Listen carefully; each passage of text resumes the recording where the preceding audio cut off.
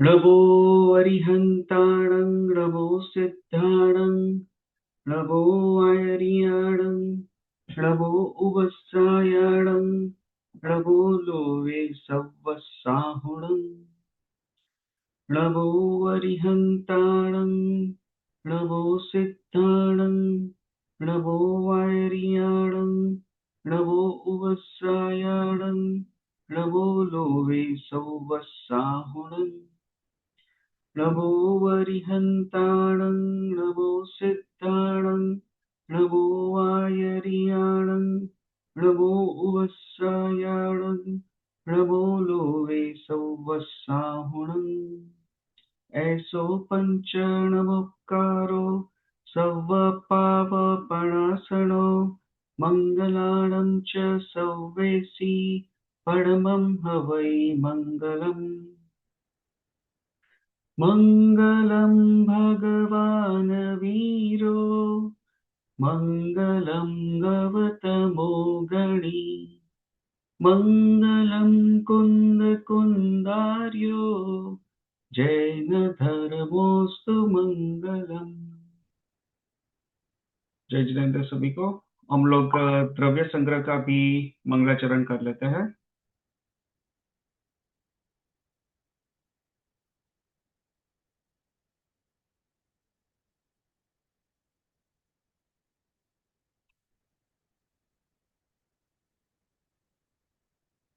देखिए, जीवमजीवं दौवम् जिणवरवसहेण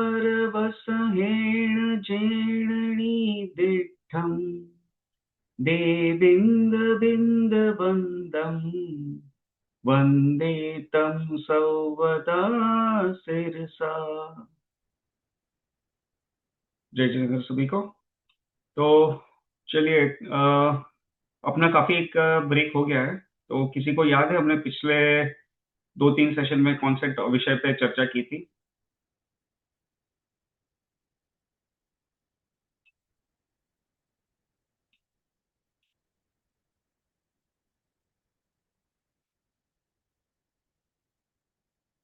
हमने, चलिए मैं थोड़ा रिवीजन करवा देता हूँ। तो हमने जो है, ये जो आई डोंट नो रोशनी, आपने कौन सा लास्ट सेशन अटेंड किया था इंडिया जाने से पहले? बट बेसिकली हमने ये जो जो हमारी जो द्रव्य संग्रह की जो गाथा है, दूसरी नंबर की गाथा, उस पे बेसिकली क्या है कि जीव को 9 प्रकार से समझाया गया है, राइट? तो उस पे जो है, ये देखिए, मैं उसको वापस स्क्रीन शेयर कर रहा हूँ उसकी।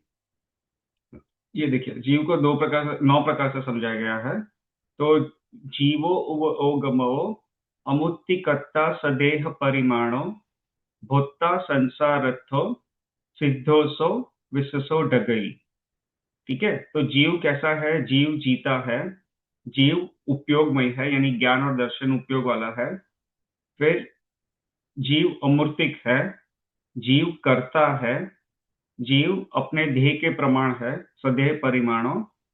फिर जीव भोक्ता है। फिर जीव संसारी अवस्था में भी हो सकता है, और जीव सिद्ध भी हो सकता है, और विश्वसो ढगई, यानी स्वभाव से ऊर्ध्वगमन करने वाला है। तो इसमें हमने क्या किया था कि जो अब तक है, हम कहाँ पे है, हमने ने क्या किया था कि इसकी जो गाथाएं है, हर एक ये विशेषण को समझाने के लिए काफी फिर वापस एक या दो गाथाएं है, राइट? अप्रोक्सीमेटली।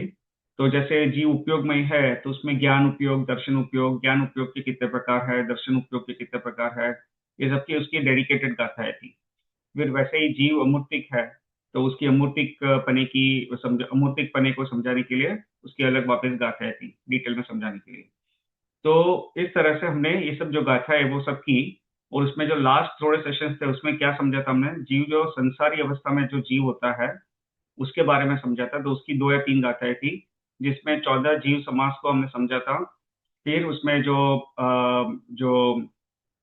जीव पर्याप्त और अपर्याप्त अवस्था में हो सकता है, 14 जीव समास है, उसको अभी मैं एक्चुअली रिवीजन के लिए ज्यादा टाइम स्पेंड नहीं कर रहा हूँ, बट मैं उसको वापस में थोड़ा डिटेल में वापस, थोड़ा उसके बारे में समझा सकता था। बट बेसिकली जो एक इंद्रिय के जीव जो होता है उसके बारे में हमने समझा था। उसके दो प्रकार हमने समझे थे। फिर विकलेंद्रिय यानी दो इंद्रिय से लेके चार इंद्रिय के जीव, और फिर पांच इंद्रिय के जीव में संगनी और असंगनी, तो वहां पे दो प्रकार हो गए।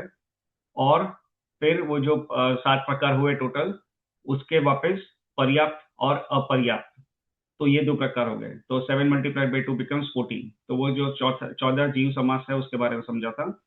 फिर हमने जो पर्याप्ति है उसका हमने कवर किया था टॉपिक, जो 6 प्रकार की पर्याप्तियां होती है। और वो पर्याप्ति जीव जो है एक बार जन्म लेता है, फिर उसको पर्याप्तियों को पूरी करने की प्रक्रिया चालू करता है। और ऐसे भी जीव हो सकते हैं कि वे पर्याप्ति पूरी होने से पहले ही उनका आयु पूर्ण हो जाए उस भव में, तो वे जीव जो है वे लब्ध्य अपर्याप्त जीव कहते हैं। उन जीव को लब्ध्य पर्याप्तक, सॉरी, लब्ध्य पर्याप्तक जीव कहते हैं। तो वो फिर वो उसमें जो हमने गोमट की जीवकांड की जो गाथा है उसको लेके वो पर्याप्ति का टॉपिक काफी डिटेल में उसको समझा था हमने। ऑलमोस्ट 10 गाथाएं गोमट की इसमें जस्ट वो पर्याप्ति को समझने के लिए ऑलमोस्ट 10 गाथाएं कवर की थी उसमें। वो काफी तुमने फास्ट किया था क्योंकि उसमें एक सेशन में हम 10 गाथाएं कवर की थी, तो we were just going little bit fast. बाकी उसको भी थोड़ा आराम से समझ सकते थे, बट वो just give an idea, we covered that. फिर जीव जो सिद्ध अवस्था में कैसा रहता है, किंचुणा यानी वो जो गाथा में आता है शब्द किंचुणा यानी किंचित न्यून, यानी जो जो चरम देह है, यानी जो लास्ट भाव में जो शरीर है उससे किंचित न्यून अवगाहना में जीव सिद्ध अवस्था में रहता है। वो हमने उसका समझा था। उसका शरीर तो नहीं रहता है, लेकिन जो आत्मा का प्रदेश है वो शेप में और उतनी अवगाहना में स्प्रेड रहता है सिद्ध सिद्ध अवस्था में, वहां पे सिद्धालय में। तो वो एक हमने समझा था, तो उसकी एक गाथा थी। और विशिष्टो डगई यानी स्वभाव से जीव ऊर्ध्व गमन करने वाला है, वो हमने समझा था।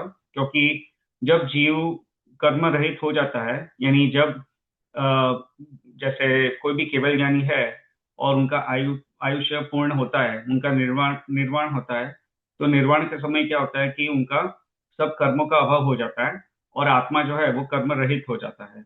और आत्मा कर्म रहित हो जाता है, तो फिर वो क्या, what is the factor that determines कि वो आत्मा जो है वो ऊर्ध्व गमन करके ऊपर सिद्ध शिला तक पहुंचेगा, राइट? क्या, व्हाट इज द फैक्टर, क्या है जो डिसाइड करता है, क्या है वो आत्मा को ऊपर तक लेके जाता है? तो यहाँ पे क्या कहा है कि जीव जो है वो स्वभाव से ऊर्ध्व गमन करने वाला है। हमारे संसारी जब अवस्था है, जब हम कर्म के सहित होते हैं, तो वो स्वभाव वहां पे प्रकट नहीं होता है। और उसकी वजह से क्या होता है कि जब जीव की एक भव में मृत्यु होती है और उसको दूसरे भव में जन्म लेना होता है, तो उसकी आत्मा की जो गति है विग्रह गति में, उसका कौन सी दिशा में जाएगा, कहाँ पे मोड़ लेके कैसे जाएगा, वो सब जो है वो कर्म से प्रेरित होता है। यानी कर्म जो है उसमें निमित्त बनता है। कर्म डिसाइड करता है कि भैया अभी जैसे कोई जीव मध्यलोक में है और उसको भी तीसरी नरक में जाके जन्म लेना है, तो वो जो जीव जब उसके जो कर्म है उसके साथ जो जुड़े हुए हैं, वो कर्म के निमित्त से, यानी कौन से कर्म है उसमें आएंगे, आयु कर्म, गति नाम कर्म, अनुपूर्वी नाम कर्म, और बाकी भी अन्य कर्म भी है, लेकिन ये मुख्य है जो उसपे उसका वो that decides that those are the factors which decide कि आत्मा जो है अभी गति करके ऊर्ध्व गति करेगा और तीसरी नरक में जहाँ पे उत्पन्न होना है, तो उसको आत्मा को लेके जाएंगे ये सब कर्म। लेकिन जब जीव में कोई आत्मा में कोई कर्म जुड़े ही ना हो, जैसे केवल ज्ञानी को जब उनका आयु पूर्ण होता है, तो फिर जीव जो है वो ऊर्ध्व गमन करके ऊपर तक जाता है, वो अपने जो लोकाकाश के जो अग्रभाग में, वहां पे अग्रभाग तक वहां पे गमन करके जाता है। तो फिर वहां पे वो कर्म तो अभी है नहीं, तो फिर वो गमन कराने के लिए कौन उसके लिए यानी रिस्पॉन्सिबल है, राइट? तो वो है कि जो जीव का स्वभाव है ऊर्ध्व गमन करने वाला, तो ये है, ये सब हमने समझा था। ठीक है, तो हमारा ये जो भी ये 9 विशेषण है, उस पे बेसिकली हमने ये सब गाथाएं कवर कर ली थी, ये सब जो विशेषण है कवर कर लिए थे। लेकिन हमने जो दो इंपॉर्टेंट विशेषण है यहाँ पे जीव के, या जीव को समझाने के लिए जो कैरेक्टरिस्टिक्स है, वो हमने अभी तक कवर नहीं किए थे। वो है कर्ता, जीव कर्ता है। तो ये कर्ता जो है वो अधिकार हमने नहीं समझा था। और भोक्ता, तो जीव भोक्ता भी है। तो जीव क्या करता है और क्या भोगता है, ये अभी हमें समझना है। तो ये जो है ना, इसमें ये जो गाथा है कर्ता और भोक्ता, इसमें बहुत सारा अध्यात्म भरा हुआ है। तो ये अध्यात्म भरा हुआ है, इसलिए इसके लिए फिर मैंने सोचा कि इसको थोड़ा हम बाद में ले लेंगे। तो उसको भी हम जितना हो सके थोड़ा डिटेल में करेंगे, और इसका जितना भाव जो समझ सके वो हमारे लिए अनिवार्य है, क्योंकि गाथा का शब्द समझना एक बात है और गाथा का भाव समझना वो दूसरी बात है। राइट। तो शब्दार्थ समझना, उस गाथा में क्या लिखा है उसका मीनिंग शब्दों से समझना एक बात है, लेकिन उसका जो पीछे का जो भाव है वो समझना, वो उसका एक दूसरा इंपॉर्टेंस है। तो ये जो गाथा है कर्ता और भोक्ता, उसपे क्या है, काफी अध्यात्म भी छिपा हुआ है।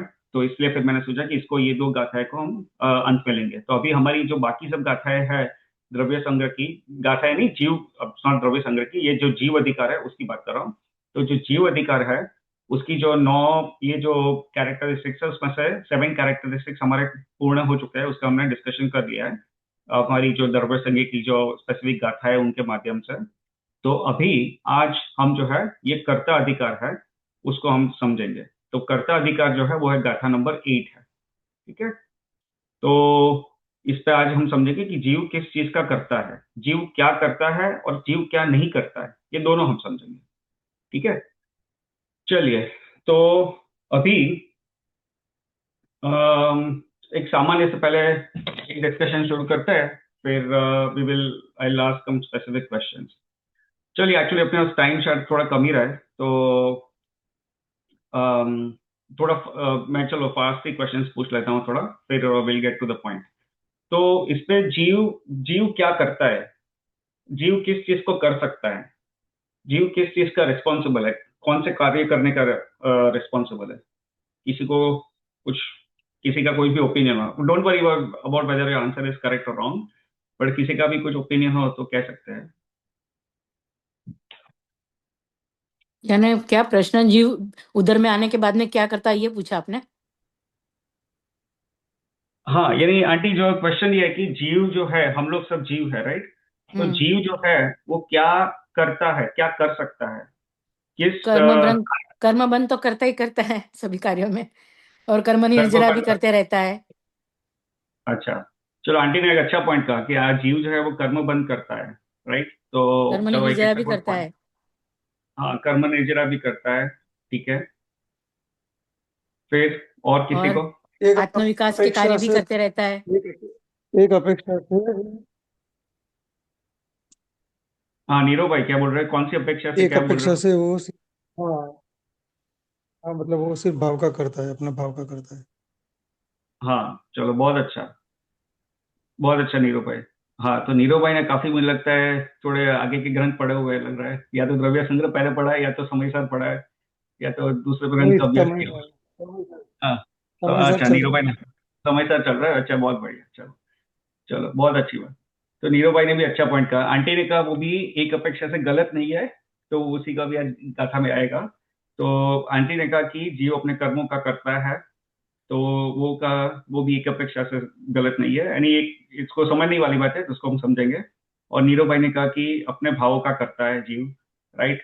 तो ये है, तो ये अच्छी, this is a good point, these are all good points, यही पॉइंट्स हम आज डिस्कस करेंगे अपनी ये आज की गाथा में। और चलो मैं एक ये प्रश्न पहले पूछता हूँ, ठीक है, एक थोड़ा एक एग्जांपल लेके इसको समझेंगे ना तो थोड़ा अच्छी तरह समझ में आएगा। अम, एक लड़की है, फिर वो लड़की, मान लो कि, ये उदाहरण मैं दे रहा हूँ, तो लड़की मान लो कि अभी बड़ी हो गई, फिर उस लड़की का विवाह हुआ, फिर उस लड़की को मातृत्व भोगने का भाव आया, कि उसको ये भाव आया कि मुझे अब माता बनना है। और फिर विवाह के बाद उन्होंने माता बनने की चेष्टा की, और फिर उस जो लड़की है अभी जो स्त्री अवस्था में है, उसने एक पुत्र को जन्म दिया। ठीक है। तो ये एक उदाहरण हमने समझा, ठीक है, कि एक माता ने एक पुत्र को जन्म दिया। तो अभी क्वेश्चन ये आता है कि ये पुत्र को जन्म दिया, उसका कर्ता कौन है। सिंपल क्वेश्चन है। एक माता ने पुत्र को जन्म दिया, तो अभी पुत्र को जन्म देने का कर्ता कौन है, who is responsible for the birth of the child in this example. व्यवहार से माता है, लेकिन निश्चय से देखे तो माता नहीं है, मतलब वो खुद जीव का उपादान है। अच्छा। मैं बोलूं अभी एक हाँ मिनट। बोलिए आंटी, बोलिए माता आंटी। पिता और पुत्र का ऋणानुबंध है जो कर्म के कारण तीनों बंधे हुए हैं, उस हिसाब से वो जन्म की प्रक्रिया हो रही है। अच्छा ठीक है, रोशनी आपका क्या ओपिनियन है, कोई ओपिनियन है? ये दोनों आंसर्स बहुत अच्छे लगे मुझे। दोनों से सहमत हूँ मैं। बट अच्छा और कुछ भी चल रहा है दिमाग में तो। अच्छा, किंजल निमित बेन आपका? नैमितिक निमित नैमितिक संबंध से होता है ना सब कुछ, मुझे I mean that's what I feel. I हाँ मीन निमित। ये निमित्त, हाँ। अच्छा ये निमित्त नैमित्तिक संबंध क्या होता है, अभी इसको भी समझना पड़ेगा। चलो उसको भी समझेंगे आज। हाँ किंजल बेन आपका कोई ओपिनियन है? ये कार्य जो हुआ, हाँ, माता ने पुत्र को जन्म दिया, तो उसमें पुत्र के जन्म के लिए कौन रिस्पॉन्सिबल है? वही पलक ने जो बोला, बिकॉज आई ऑल्सो बिलीव कि वो निमित्त उपादान ने what we like, it immediately took me back to that कुंभार और घड़े का एग्जाम्पल जो हर हम पंडित जी से भी सुनते हैं। तो आई हाँ feel like that's what I've heard and I believe in that. हाँ सही बात है। ठीक है, चलिए सबने अच्छे अच्छे उत्तर दिए, तो मुझे लगता है यहाँ पे सब लोग काफी एक्सपर्ट है ही यहाँ पे, तो बहुत अच्छी बात है कि सबको काफी कुछ पता है यहाँ पे। चलिए तो हम लोग ये जो दृष्टांत है ना, इसको इसी संदर्भ में हम आज की थोड़ी चर्चा करेंगे कि माता ने पुत्र को जन्म दिया, तो फिर उसका कर्ता कौन है? क्योंकि यहाँ पे हमें क्या दिखता है कि माता ने पहले तो स्त्री ने विवाह किया, और या तो लड़की ने विवाह किया, फिर स्त्री बनी, और फिर उसको या तो विवाह नहीं किया होता तो पुत्र का जन्म नहीं हो पाता, राइट?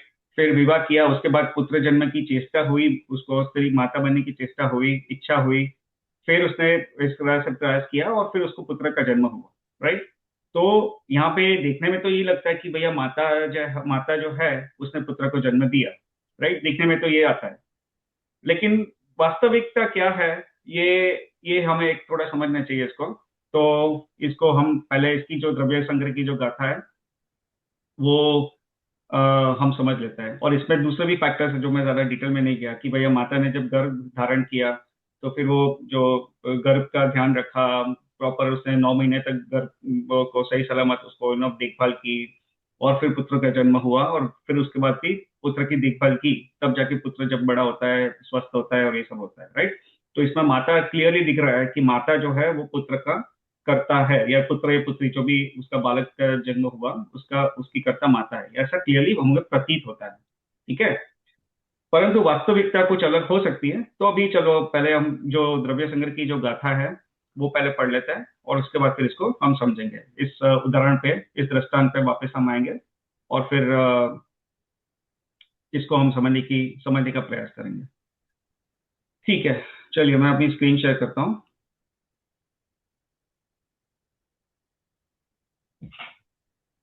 पुग्गलकम्मादिणं कत्ता ववहारदो दूणिच्छयदो चेदणकम्माणादा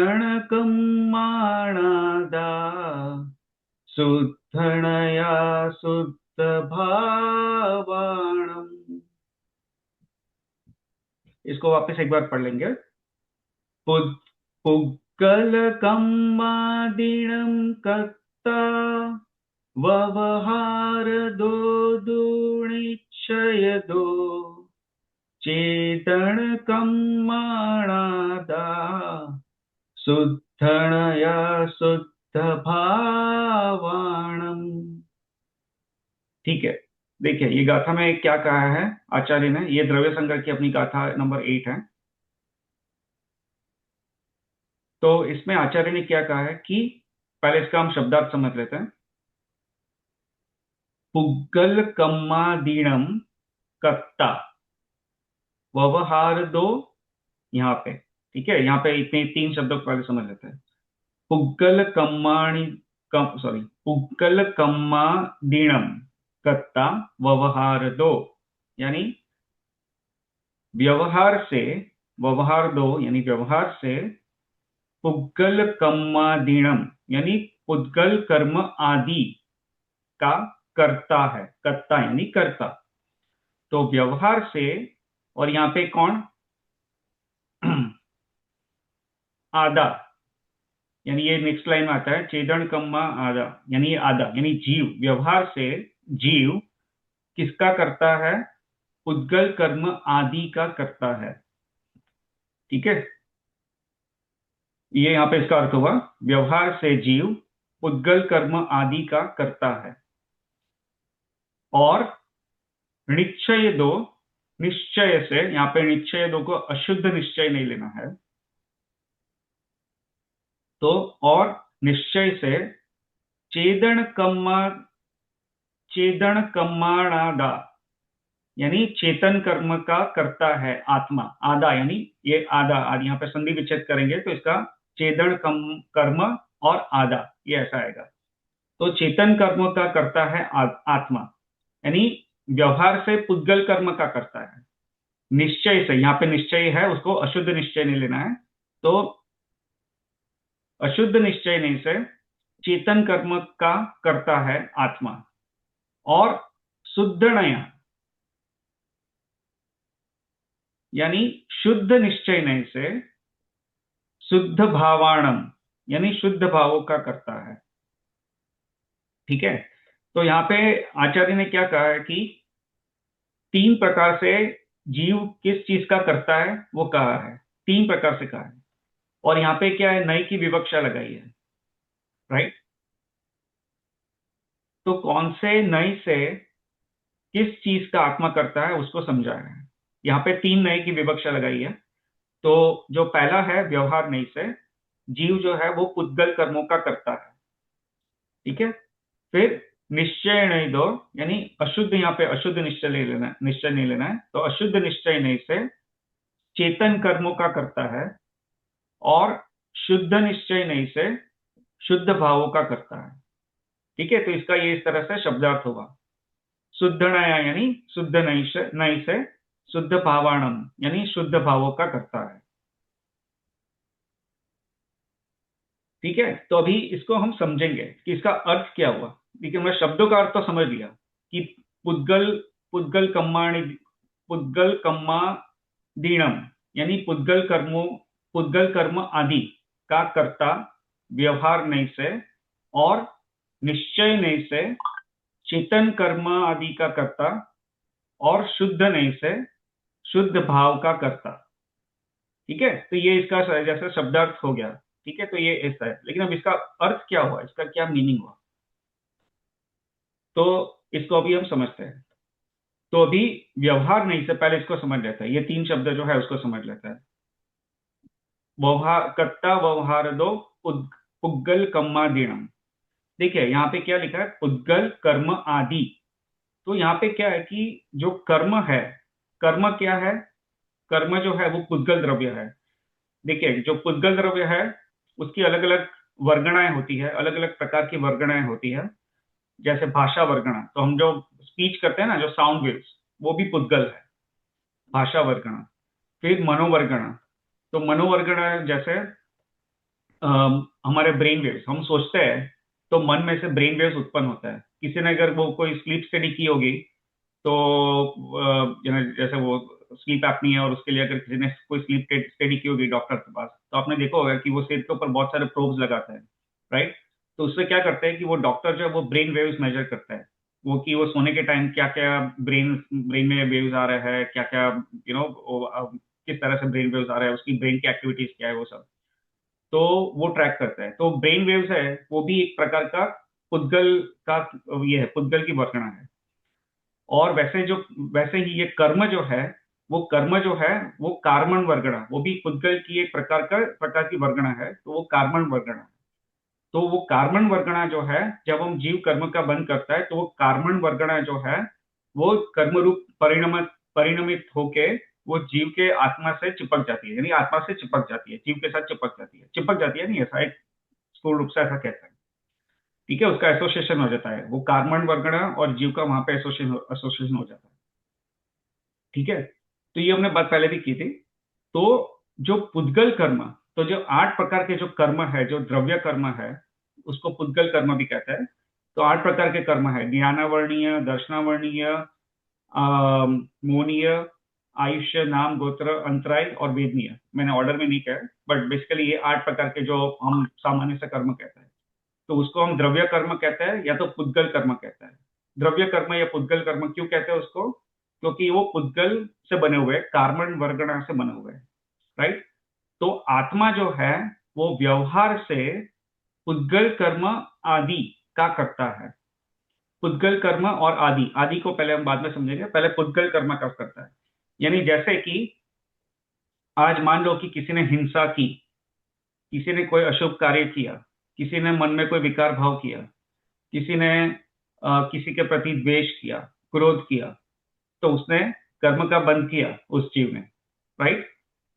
तो उस जीव ने कर्म का बंध किया कि नहीं किया? किसी ने नॉनवेज खाया, किसी ने चिकन खाया, किसी ने कोई जीव की हिंसा की, तो उसने ये सब जो भी कार्य किया, तो उससे पुद्गल कर्म का बंध किया, राइट। बंद कैसे किया? क्योंकि उसने जो हिंसा का कार्य किया, तो उससे क्या हुआ कि जो जो कर्म का बंध हुआ, उसने पाप बांधा। हम कहते हैं कि इसने पाप बांधा, इसने कर्मों का बंध किया, इसने एक कीड़े को मार दिया, इसने चिकन खाया, इसने जो भी नॉनवेज खाया, कोई हिंसा के भाव किए या हिंसा की, तो उससे उसने कर्म का बंध किया। तो ये हम व्यवहार से ऐसा कहते हैं कि जीव ने पुद्गल कर्म को बंद किया या पुद्गल कर्म का वो करता है। क्योंकि अगर जीव ने नॉनवेज नहीं खाया होता, जीव ने हिंसा नहीं की होती, जीव ने कोई बुरा कार्य नहीं किया होता, तो वो कर्म का बंध वो जीव नहीं करता। लेकिन वो जीव ने ऐसा कार्य किया और जीव ने पुद्गल कर्मों का बंध किया। तो व्यवहार से हम यहाँ पे ऐसा कहता है कि जीव जो है वो पुद्गल कर्मों का करता है, ठीक है। फिर और यहाँ पे सिर्फ पुद्गल कर्म का करता है नहीं, सिर्फ अशुभ कर्म नहीं, शुभ कर्म भी है। जैसे किसी ने मंदिर बनाया, किसी ने दान दिया, किसी ने किसी को कुछ पढ़ाया, तो ये सब जो है, ये पुण्य जो है वो भी पुद्गल कर्मों के ही करता, वो भी पुद्गल कर्म ही है। उसमें पुण्य कर्म की प्रकृति बनती है, पुण्य का काम होता है। और अगर अशुभ कर्म कहे तो वो पाप का बंद होता है। तो पुण्य और पाप दोनों आ गए, तो ये पुद्गल कर्म है, राइट। तो पुद्गल कर्म का कर्ता व्यवहार से जीव है। अभी नेक्स्ट स्टेप में जाएंगे, लेकिन ये क्या है, सिर्फ व्यवहार से ऐसा कहते हैं कि जीव ने पुद्गल कर्मों का किया, ठीक है, करता है। और यहाँ पे पुद्गल कम्मादीणम यानी पुद्गल कर्म आदि का करता। अभी आदि पुद्गल कर्म का करता है, लेकिन आदि, अभी आदि का क्या शब्द लेना, यानी एक्सेट्रा। आदि का अर्थ है एक्सेट्रा। तो कर्मों का तो करता है जीव व्यवहार से, और आदि, तो आदि में क्या लेना कि वो घटपट जो भी क्रिया है, यानी घट यानी घड़ा, पट यानी कपड़े। तो जैसे हमारे जो 9 कर्म है, यानी जो हमें हमारे पुण्य के उदय से मिले हैं, तो उसका भी जीव उसका करता है। जैसे आपके पुण्य से आपने एक आपके पास बहुत पैसे हैं, तो आपने एक बहुत महंगी कार खरीदी, या तो आपने बड़ा सा एक घर खरीदा, मिलियंस ऑफ डॉलर्स का घर खरीदा, राइट। तो ये कहेंगे कि भैया मैंने ये घर लिया, मैंने ये कार ली, राइट। तो जीव व्यवहार से ऐसा कहता है कि मैंने ये कार ली, तो मैं कार लेने का मैं करता हूं। मैंने ये घर बनाया, या मैंने ये घर लिया, या मैंने बच्चे को पढ़ाया, तो ये सब जो है उसका कर्ता मैं हूं, राइट। तो ये सब व्यवहार से है, ठीक है। तो ये आदि का अर्थ ये हुआ कि पुद्गल कर्म का तो करता है, और 9 कर्म है, यानी घटपट जो है वो मिला है, उसका भी इंडायरेक्टली करता जीव है। और बाकी जो जीव में व्यवहार में जो कार्य होता है उसका भी करता है, उसको हम यहाँ पे ले सकते हैं। तो उसका भी करता है वो जीव है, लेकिन वो सिर्फ व्यवहार से है, ठीक है। तो अभी क्या है, नेक्स्ट लेवल पे चलता है। व्यवहार से तो ये कह दिया आचार्य ने, तो अभी नेक्स्ट लेवल पे चलते हैं। तो निश्चय दो चेदन कम्माणादा, यानी निश्चय नहीं से जीव चेतन कर्मों का करता है। आदा यानी आत्मा, तो आत्मा चेतन कर्मों का करता है। तो अभी निश्चय से जीव चेतन कर्मों का करता है। चेतन कर्म यानी क्या? तो जो चेतन यानी जीव, और जीव में जो कर्म की वजह से जो भाव उत्पन्न होता है उसे चेतन कर्म कहते हैं। चेतन कर्म भी कहते हैं, और उसको हम सामान्य से भाव कर्म कहते हैं, राइट। द्रव्य कर्म और भाव कर्म। तो द्रव्य कर्म जो है वो पुद्गल रूपी जो परमाणु है, कार्बन वर्गणा है, जो जीव से अभी एसोसिएटेड है, उसे हम पुद्गल कर्म कहते हैं। और ये पुद्गल कर्म की निमित्त से जो जीव में भाव होते हैं उसे भाव कर्म या चेतन कर्म कहते हैं, राइट। तो आज आपको मान लो कि कुछ सिचुएशन हुई और आपको क्रोध आया, तो क्रोध आया, तो क्रोध क्यों आया? क्योंकि वो पुद्गल कर्म जो है, ये जो कौन सा है, मोनीय कर्म में दो है ना, हाँ, चारित्र मोनीय।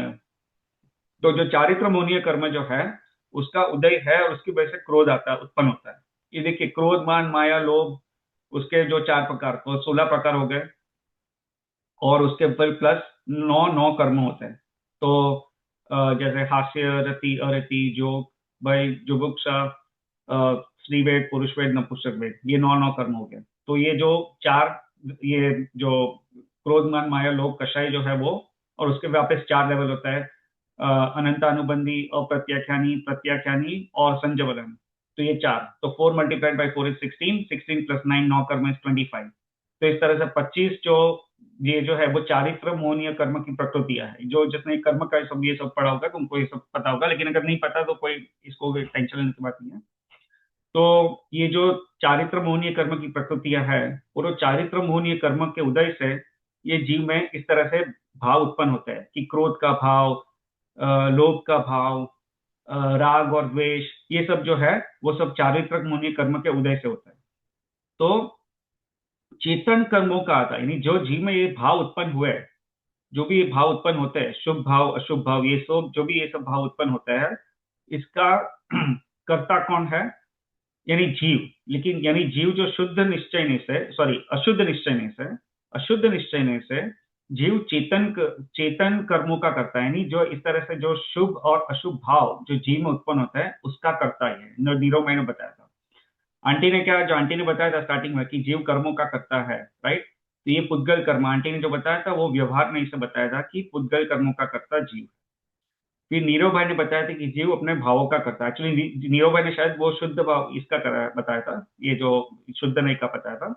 लेकिन यहाँ पे जो शुभ या अशुभ भाव, यानी जो अशुद्ध भाव यानी शुभ या अशुभ जो है उसको अशुद्ध कहते हैं, राइट?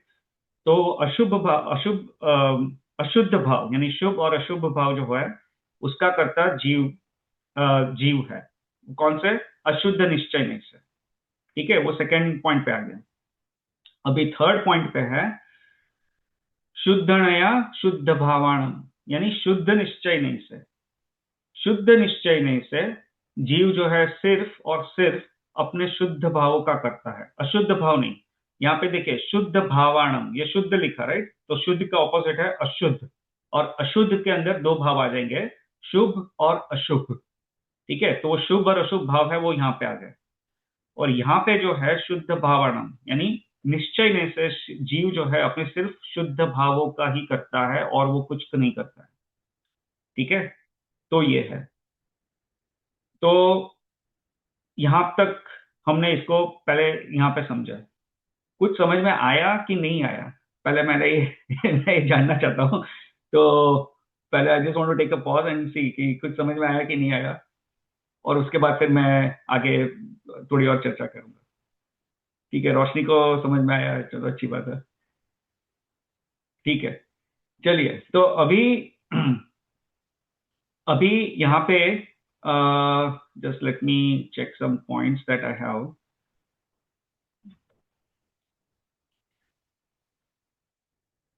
चलिए, इसी पॉइंट को हम थोड़ा पहले विशेष रूप से थोड़ा डिस्कस कर लेते हैं और फिर हम आगे देखेंगे। देखिए, तो व्यवहार नहीं से तो जीव कर्म का करता है, ये तो हमें दिखता है, राइट? हिंसा की, कोई पुण्य का काम किया, मंदिर बनाया, दान दिया, डोनेशन दिया, तप व्रत आदि किए, इस तरह की क्रिया की, तो अच्छा पुण्य का बंद किया। तो ये सब जो है व्यवहार से जीव पुण्य, ये पुद्गल कर्मों का करता है। ठीक है, तो ये व्यवहार से क्यों कहा, ये निश्चय से क्यों नहीं? ये मेरा क्वेश्चन है कि जीव पुद्गल कर्म का करता है व्यवहार से, तो निश्चय से जीव पुद्गल कर्म का करता क्यों नहीं कहा? ये मेरा क्वेश्चन है। इसको कोई बता सकता है? You can think, you can guess. ऐसा कोई यहाँ पे कोई एग्जाम नहीं कि भी ये सही मिलेगा तो वो इनाम मिलेगा, और गलत उत्तर है तो इनाम नहीं मिलेगा, ऐसा कुछ नहीं है। तो जिसको भी कुछ अपने opinion I can try if you want, or if you want someone else to try first. हाँ, let someone else try, then Palak you can try. किसी और को ट्राई मैं करना हो तो। मैं बोलती हूँ, मुझे पता नहीं है, सिर्फ मैं बोल रही हूँ। ऐसा लगता है कि जब तक उसको आत्मा का भाव, आत्मा पता नहीं है कि मैं आत्मा हूँ, तब तक वो निश्चय से नहीं कर सकता है कुछ। हाँ, लेकिन आंटी क्वेश्चन ये है कि पुद्गल कर्मों का कर्ता जीव व्यवहार से क्यों है, निश्चय से क्यों नहीं? क्योंकि पुद्गल पर है, राइट? और जीव का स्वभाव, वो स्व निश्चय का मतलब स्व से होता है, राइट? हाँ मे बी। हाँ, देखिए बहुत अच्छा, बहुत नहीं, दैट्स अ गुड पॉइंट, बहुत गुड पॉइंट। तो हाँ, पलक को कुछ कहना था, तो Palak if you want. So question, can you repeat question one more time? કે પૂતગલનું કરતા કેવી રીતે નથી એમ કીધું ને તમે? हाँ नहीं, तो यहाँ पे देखिए ये गाथा में क्या कहा कि पुद्गल कर्म जो व्यवहार नहीं से जीव पुद्गल हम्म कर्मों का करता है। तो ये क्वेश्चन ये है कि जीव निश्चय नहीं से पुद्गल कर्मों का करता क्यों नहीं है? ऐसा क्यों कहा कि व्यवहार से ही करता है, लेकिन निश्चय से वो नहीं करता है, करता नहीं है। निश्चय से, क्योंकि ये है कि कोई एक द्रव्य दूसरे द्रव्य का कुछ कर नहीं सकता है। पहली बात, सब द्रव्य अपनी अपनी स्वतंत्र परिणमन होता है सब द्रव्यों का। सो जीव जीव का भी नहीं कर सकता, जीव पुद्गल का भी नहीं कर सकता, कोई किसी का कुछ नहीं कर सकता। First thing. सेकेंड थिंग, सबकी उपादान की खुद की योग्यता होती है, उसके खुद के काइंड ऑफ, हाँ, योग्यता होती है, उस हिसाब से उसका परिणमन होता है। हम मतलब कोई चाहे तो खुद का भी परिणमन नहीं बदल सकता है, क्रमबद्ध पर्याय भी है होती है, जो हर चीज निश्चिंत है, निश्चय नहीं से। तो उस हिसाब से भी कोई किसी के लिए कुछ, या खुद की भी, मतलब मैं वही क्वेश्चन भी आने वाला था मेरा, कि भाव भी, शुद्ध भाव भी, मतलब जो भाव का कर्ता भी है, वो बोल रहे हैं हम, वो भी मुझे लग रहा है कभी ना कभी तो भाव भी तो हमारे वैसे होता है ना, निमित्त नैमित्तिक संबंध के, जो पास्ट में कर्म किए उस हिसाब से भाव कुछ आए, तो वो भी तो निश्चिंत होता है। जैसे कि वो भाव जो आने आता है, जैसे मुझे गुस्सा आने वाला है तो आने वाला होता है। हाँ, अगर मैं, मेरा काम ये है वहां पे कि शायद मैं जीव, एज अ जीव, इंटेंसिटी कम हो जाए, या तो मेरी फ्रिक्वेंसी कम कर सकती हूँ, कि भाई मैं खुद को याद करवाऊं कि जो भी हो रहा है वो हो रहा है, और मैं गायक बन जाऊं कि मैं बस जानो और देखो, दैट्स ऑल। उसमें आई डोंट नो, आई हाँ मीन मैं थोड़ा सा आगे चली गई हूँ, लेकिन सो हाँ हाँ इस तरह से मैं, हाँ, कोई कुछ, मतलब पुद्गल का करता कोई जीव हो ही नहीं सकता है। हाँ, सही बात है। तो ये जो पलक ने कहा वो एक बराबर है पॉइंट का, कि इसमें जो है, जो पुद्गल है वो पुद्गल द्रव्य, देखिए 6 प्रकार के द्रव्य है, राइट? जीव, पुद्गल, धर्म, अधर्म, आकाश और काल। तो उसमें जो, और हमने जो ये पहले द्रव्य गुण पर्याय का जो टॉपिक पढ़ा था उसमें, और काफी अन्य चर्चाओं में तो मैं समझाया कि जो हर एक द्रव्य है वो स्वतंत्र है, और अपनी स्वतंत्र योग्यता से अपनी पर्याय का करता है। ये भी उपचार से कहा जाता है कि अपनी पर्याय का करता है, वो निश्चय से ऐसा नहीं है एग्जैक्टली। पर्याय भी अपनी स्वतंत्र योग्यता से उत्पन्न होती है हर एक चीज में, तो हर एक द्रव्य में। तो जो पुद्गल कर्म जो है, वो पुद्गल जो है कर्म जो है वो अन्य द्रव्य है, पुद्गल द्रव्य है, और जीव है वो जीव द्रव्य है। तो जीव जो है वो पुद्गल का कर्ता निश्चय से नहीं होता है, राइट? क्योंकि वो तो अन्य, तो अपना सिद्धांत ही गलत हो जाएगा कि एक द्रव्य दूसरे द्रव्य का कर्ता नहीं है। और ये समय सार का अपना जो ये है एक मूलभूत सिद्धांत है, जैन धर्म का मूलभूत सिद्धांत है कि एक द्रव्य दूसरे द्रव्य का कर्ता नहीं है, राइट? तो यहाँ पे क्या है कि जीव जो है वो एक द्रव्य है, और पुद्गल है वो दूसरा द्रव्य है। तो जीव द्रव्य पुद्गल द्रव्य का कर्ता कैसे बन सकता है, राइट? तो वो एक पॉइंट है। तो जीव द्रव्य जो है वो पुद्गल द्रव्य का कर्ता नहीं है। और इसमें भी पलक ने निमित्त नैमित्तिक संबंध के बारे में कहा, तो उसको भी हम थोड़ा बाद में उसको समझेंगे कि उसका क्या अर्थ होता है, उसको क्या, कैसे उसको समझना चाहिए। लेकिन जीव द्रव्य है वो पुद्गल द्रव्य का कर्ता नहीं है, होता है।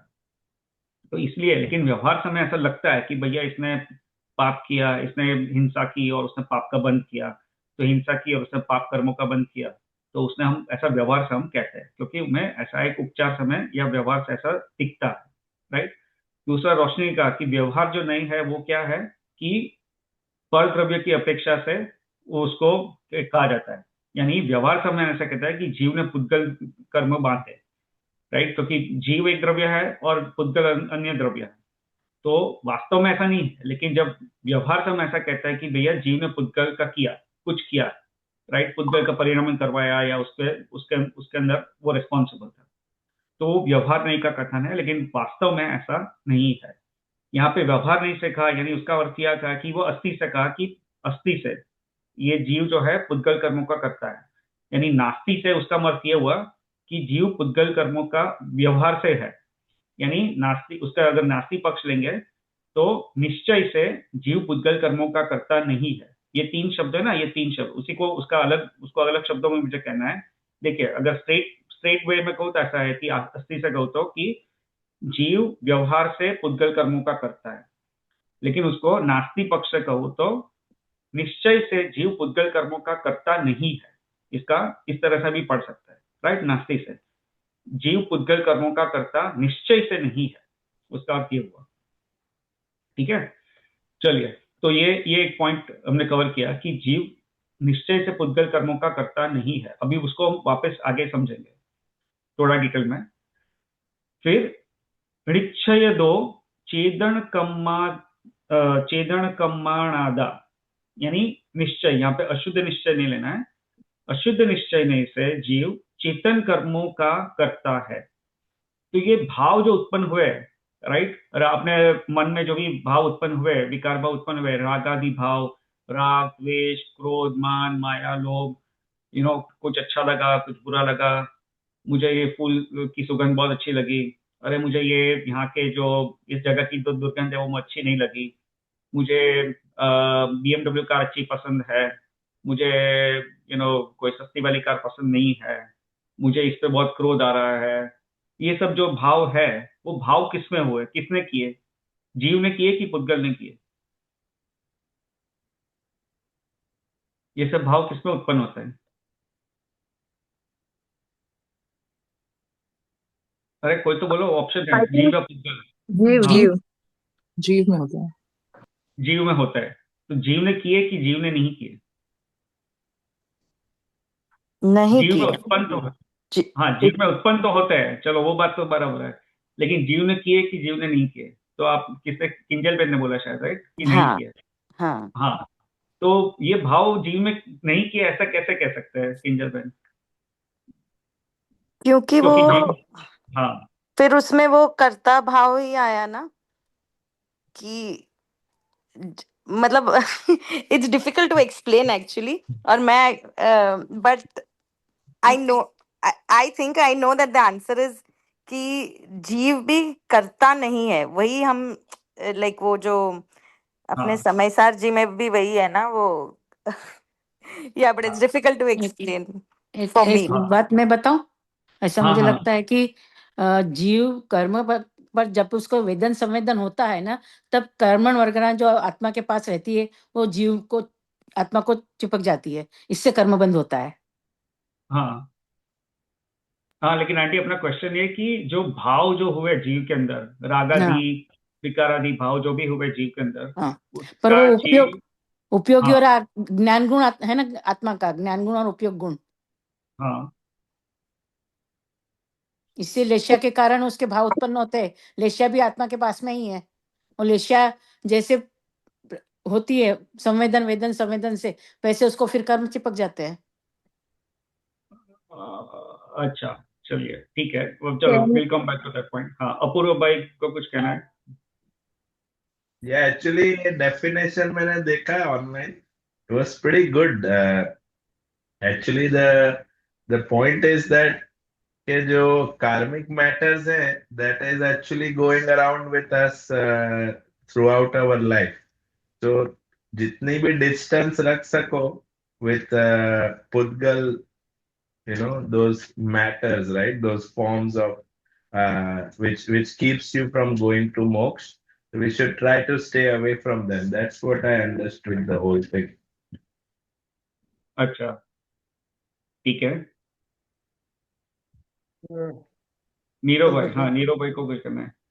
उसके पर्याय में है द्रव्य, शुद्ध द्रव्य आत्मा द्रव्य में नहीं है ये।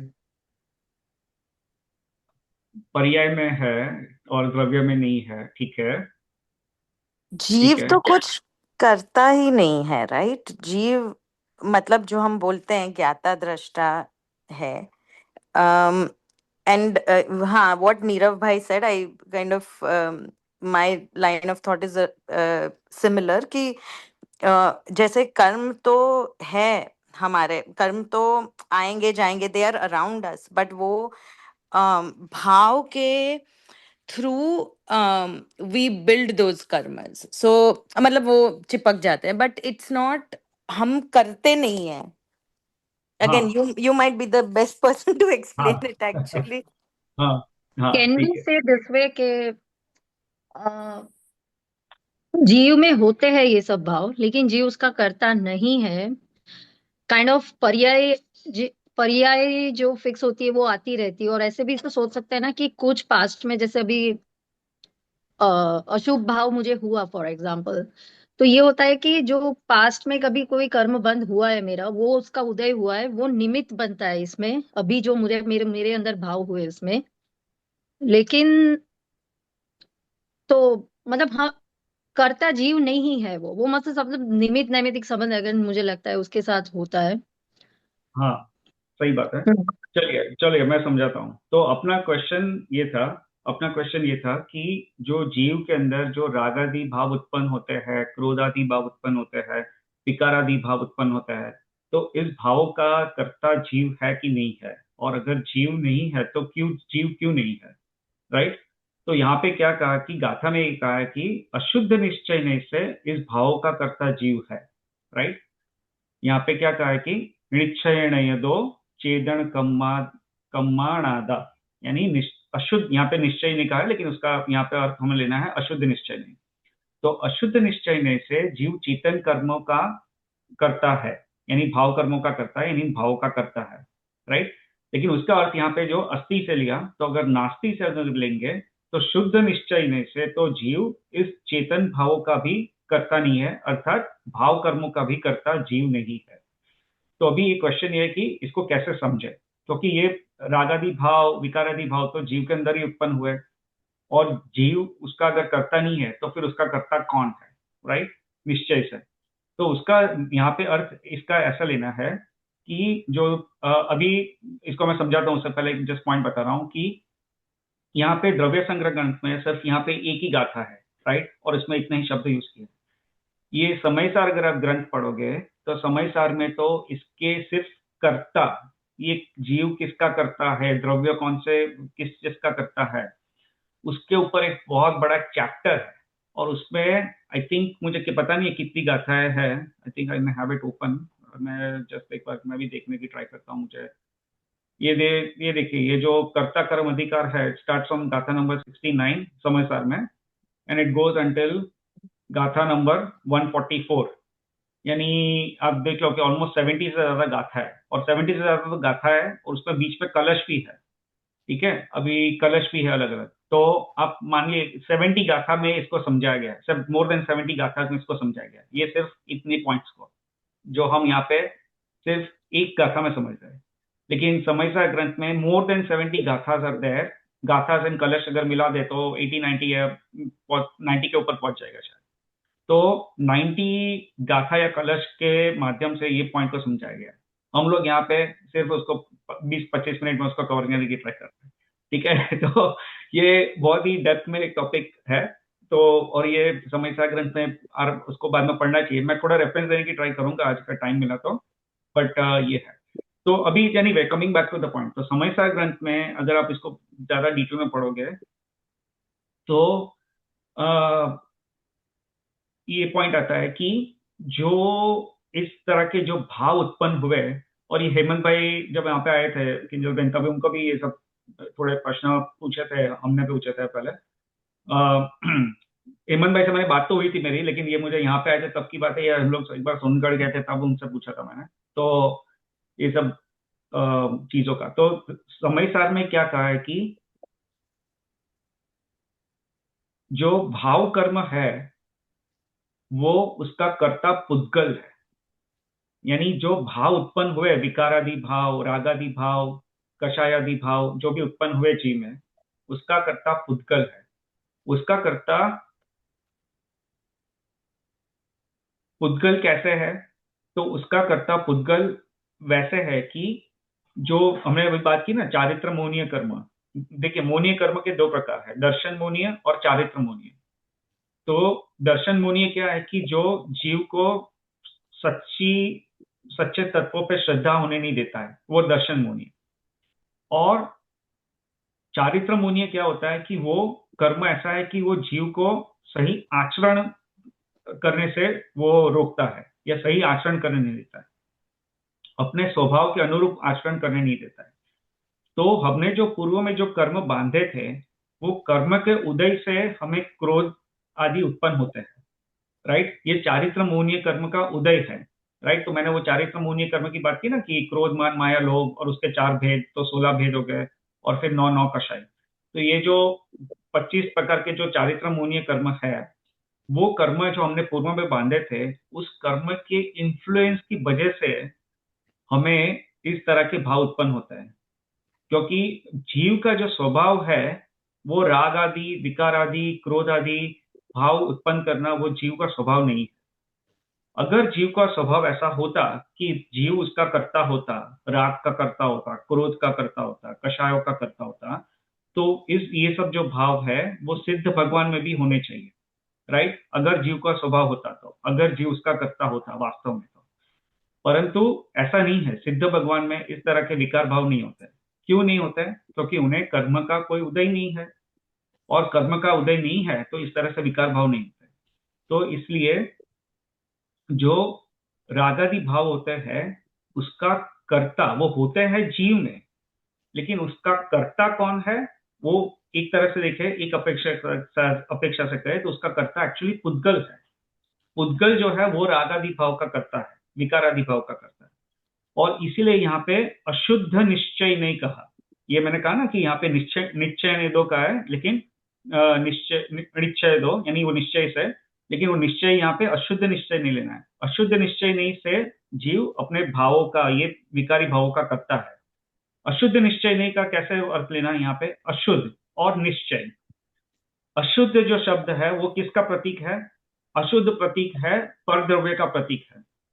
और निश्चय किसका प्रतीक है? यहाँ पे जीव का प्रतीक है।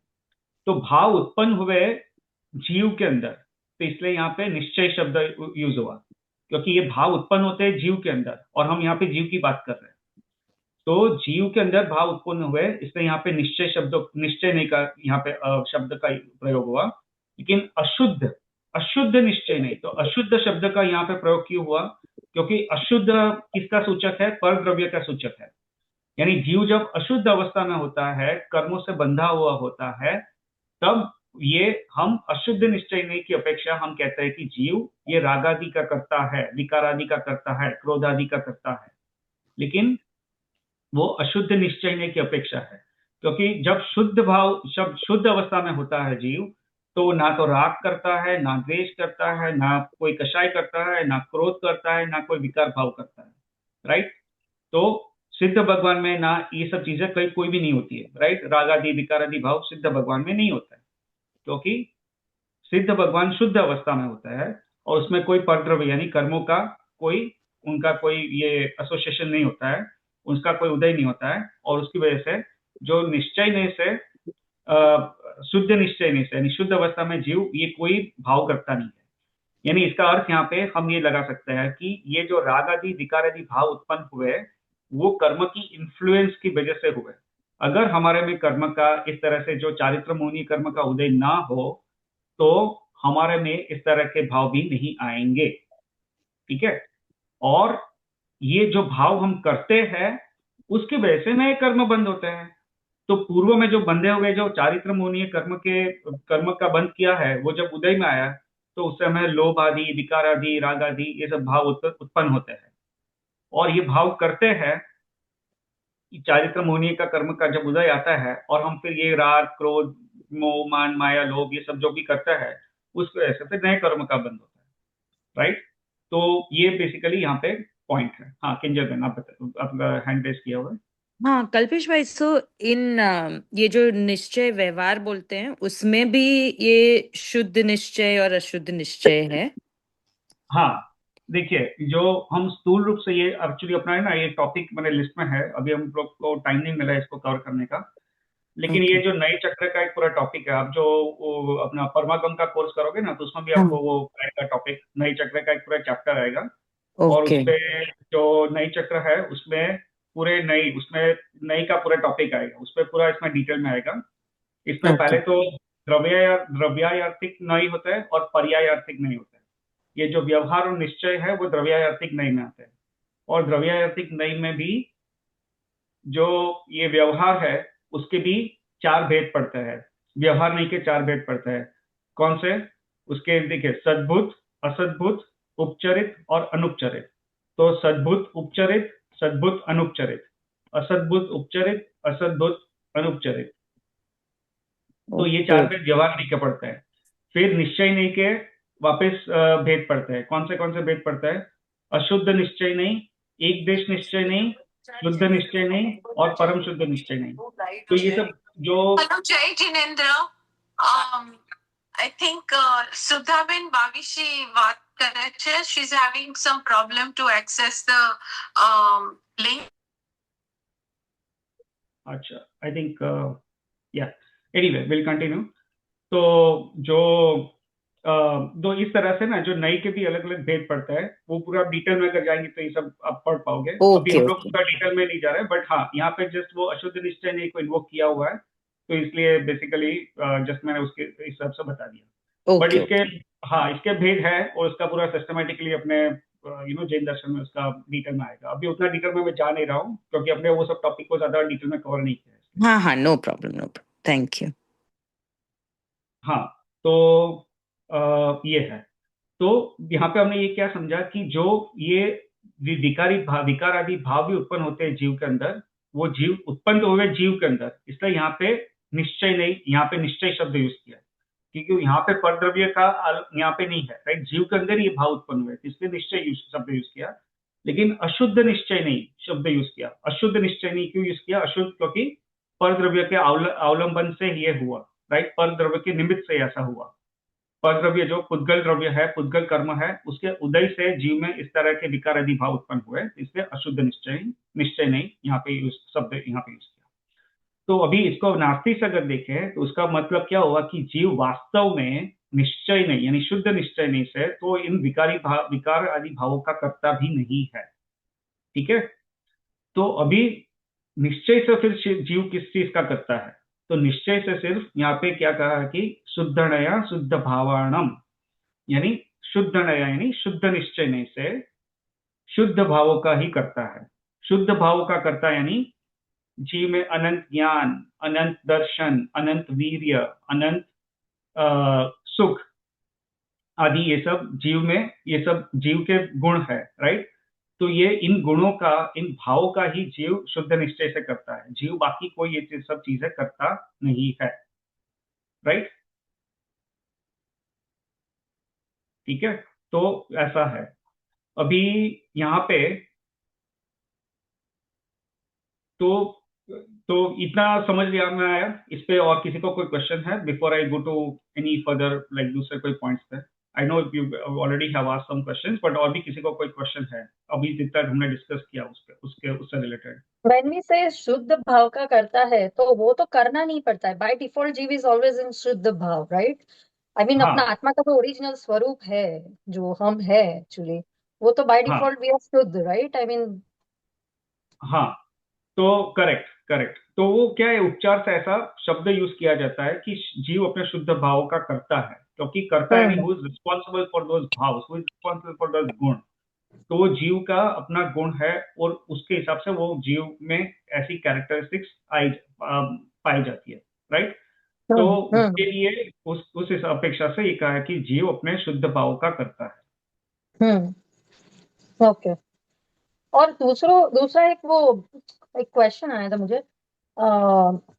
अभी बात हुई थी ना कि सिद्ध भगवान में भी तो वो पर्याय नहीं आती है जो अशुद्ध वाली होती है, राइट? उनकी हाँ हम में जो आती है। तो हाँ ये एक तो पहले तो जीव बाय डिफॉल्ट तो शुद्ध भाव में ही होता है। वो अशुद्ध भाव में जाने का रीजन ये है, जहां तक मुझे पता है, स्वाध्याय में पढ़ा है कि जीव में एक वैभाविक शक्ति होती है जिसकी वजह से जीव अशुभ में जा सकता है, अशुद्ध में जाता है बेसिकली, हाँ राइट? करेक्ट। तो मतलब अशुद्ध में जाता है तो वहां पे क्या होता है कि जो कर्म है, यू एक्सप्लेन कि पुद्गल कर्म, या तो जो पुद्गल है वो निमित्त बनता है तब जाके अशुद्ध में जाता है। करेक्ट तो वहां पे सिद्ध भगवान में वो कर्म ही नहीं है, निमित्त ही नहीं है वहां पे, इसलिए फिर वो वैभाविक शक्ति तो वही वही की वही रहती है आत्मा की, लेकिन वो निमित्त मिसिंग है, इसलिए फिर कुछ उसमें पर्याय ऐसी आती ही नहीं है, ऐसे समझना है ना करेक्ट उसको। करेक्ट अच्छा। शक्ति ठीक है। यानी वैभाविक शक्ति तो जीव में रहेगी रहेगी, लेकिन उसकी पर्याय कभी उसमें राइट राइट। परिणमन नहीं होगी। या तो ऐसे परिणामन नहीं बोलेंगे ना। होगी। सॉरी सॉरी, नहीं नहीं, Palak go you. Ahead. No, I was just going to say कि तो एमना केवाय के शुद्ध भाव का भोगता है, राइट, नॉट इवन करता। उसमें भी टेक्निकली इजंट करता इनकरेक्ट? हाँ नहीं, तो किंजल बेन जो करता है वो एक अलग एस्पेक्ट है और भोगता है वो अलग एस्पेक्ट है। अभी जो भोगता है, जीव किस चीज का नहीं है भोगता है, वो अपने नेक्स्ट सेक्शन में आएगा, ओके। क्योंकि अभी इसके ऊपर जो अभी और एक गाथा है भोक्ता, यानी जीव किस चीज का भोक्ता है। तो ओके। उस पे ये भोक्ता का पूरा वो अपना टॉपिक डिटेल में लेंगे, उस पे आपका आंसर हो जाएगा, क्वेश्चन आंसर हो जाएगा। But okay. अगर नहीं भी होता है तो आप अलग से पूछ सकते हो, लेकिन उसके लिए पूरा अपना अलग टॉपिक ही है भोक्ता। तो अपने नेक्स्ट सेशन में फिर वो भोक्ता नहीं लेना वाला है। ठीक है। देखिए अभी यहाँ पे ना समय सर का एक, मैंने ज्यादा टाइम नहीं मिला, बट मैं उसका थोड़ा एक रेफरेंस यहाँ पे दे रहा हूँ, एक दो गाथा का। तो समय सार में भी यही चीज को थोड़ा समझाया है। So let me share my screen again. इसमें तो मैंने बताया ना कि मोर देन 70 गाथा और कलश है, और इस पे काफी डिटेल में है। यहाँ पे एक ये गाथा है, कम्मस्स य परिणामम णोकम्मस्स य तहेव परिणामम ण करई एयमादा जो जानदी सो हवदी नाणी। यानी इसका अर्थ यहाँ पे हिंदी में पद्यानुवाद है, जो कर्म का परिणाम अरुणो कर्म परिणाम है, सो नहीं करे जो मात्र जाने, वो ही आत्मा ज्ञानी है। तो इसका देखिए पद्यानुवाद में क्या कहा है कि जो कर्म का परिणाम और नौकर्म का परिणाम है, सो नहीं करे, यानी मैं इसका करता नहीं हूं, सिर्फ मात्र जानता है उसको, लेकिन जानता है कि मैं इसका करता नहीं हूं। यानी कौन से कर्म का मैं करता नहीं हूं और नौकर्म का भी मैं करता नहीं हूं। भले ये होते हैं आजू बाजू में, व्यवहार से हमें दिखता है कि मेरे निमित्त से हो रहा है, या मैं उसका मेरा ये मेरे संयोग से हो रहा है ऐसा, लेकिन वो वास्तव में जानता है कि मैं इसका करता नहीं हूं, वही आत्मा ज्ञानी है, यानी वही जीव ज्ञानी है। राइट। तो यहाँ पे ये पॉइंट है ना, इसका बहुत एक इम्पोर्टेंस क्या है यहाँ पे, कि अभी मैं ना कर्ता कर्म अधिकार जो है उसका अल्टीमेटली उसको हमने क्या लेना है, क्या सीखना है इससे, मैं उसको उस पॉइंट पे भी आऊंगा बाद में लास्ट में। बट और एक गाथा को पहले हम यहाँ पे वापस एक बार और एक गाथा को पढ़ लेते हैं। तो ये हमने जो पढ़ी ना, वो समय सार की गाथा 75 थी। अभी जो समय सार की गाथा 101 है, उसको भी पढ़ लेते हैं। इसका मैं डायरेक्टली पद्यानुवाद कर लेता हूँ, क्योंकि अपने पास टाइम थोड़ा कम है अभी, इसलिए ये इसका पद्यानुवाद है यहाँ पे है कि ज्ञानावरण आदिक सभी पुद्गल दरव परिणाम परिणाम है, करता नहीं आत्मा उन्हें, जो जानता वो ज्ञानी है। ये उसका एक सिमिलर पॉइंट है, बट थोड़े अलग अलग शब्दों के यूज यहाँ पे यूज किया है कि ज्ञानावरण आदि सभी पुद्गल द्रव्य का परिणमन है। राइट। तो जो भी कर्म का बंध हुआ वो तो पुद्गल द्रव्य का परिणमन है। क्यों? क्योंकि वो कर्म जो है वो पुद्गल है, कार्बन वर्गणा है, तो उसका परिणमन जो है वो है। राइट। और करता नहीं आत्मा उन्हें, यानी जो आत्मा है वो कर्मों का करता नहीं है, पुद्गल द्रव्यों का करता नहीं है, पुद्गल कर्मों का करता नहीं है, कार्बन वर्गणा का करता नहीं है। और जो जानता है वो जीव ज्ञानी है। राइट। तो मैंने कर्म बंद नहीं किया, ये सब है ना शुद्ध निश्चय नहीं की अपेक्षा ये सब कहा है। तो इसको समझ में शायद थोड़ा अभी दिमाग में पहले बैठाने में थोड़ा टाइम लग सकता है, और इसमें भी जो निमित्त नैमित्तिक संबंध है उसके बारे में ही बात करूंगा। तो ये चीजें, ये टॉपिक है ना, ये थोड़ा डीप टॉपिक है, ये पूरा शुद्ध निश्चय नहीं का टॉपिक है थोड़ा, और उससे रिलेटेड टॉपिक है। तो इसलिए अगर तुरंत ही भी हमारे दिमाग में ना बैठे तो घबराना मत, जितना समझ में आए उतना समझना, और जितना ना समझ में आए उसके लिए बाद में चिंतन करना कि ऐसा क्यों कहा, इसको कैसे समझना चाहिए। ठीक है।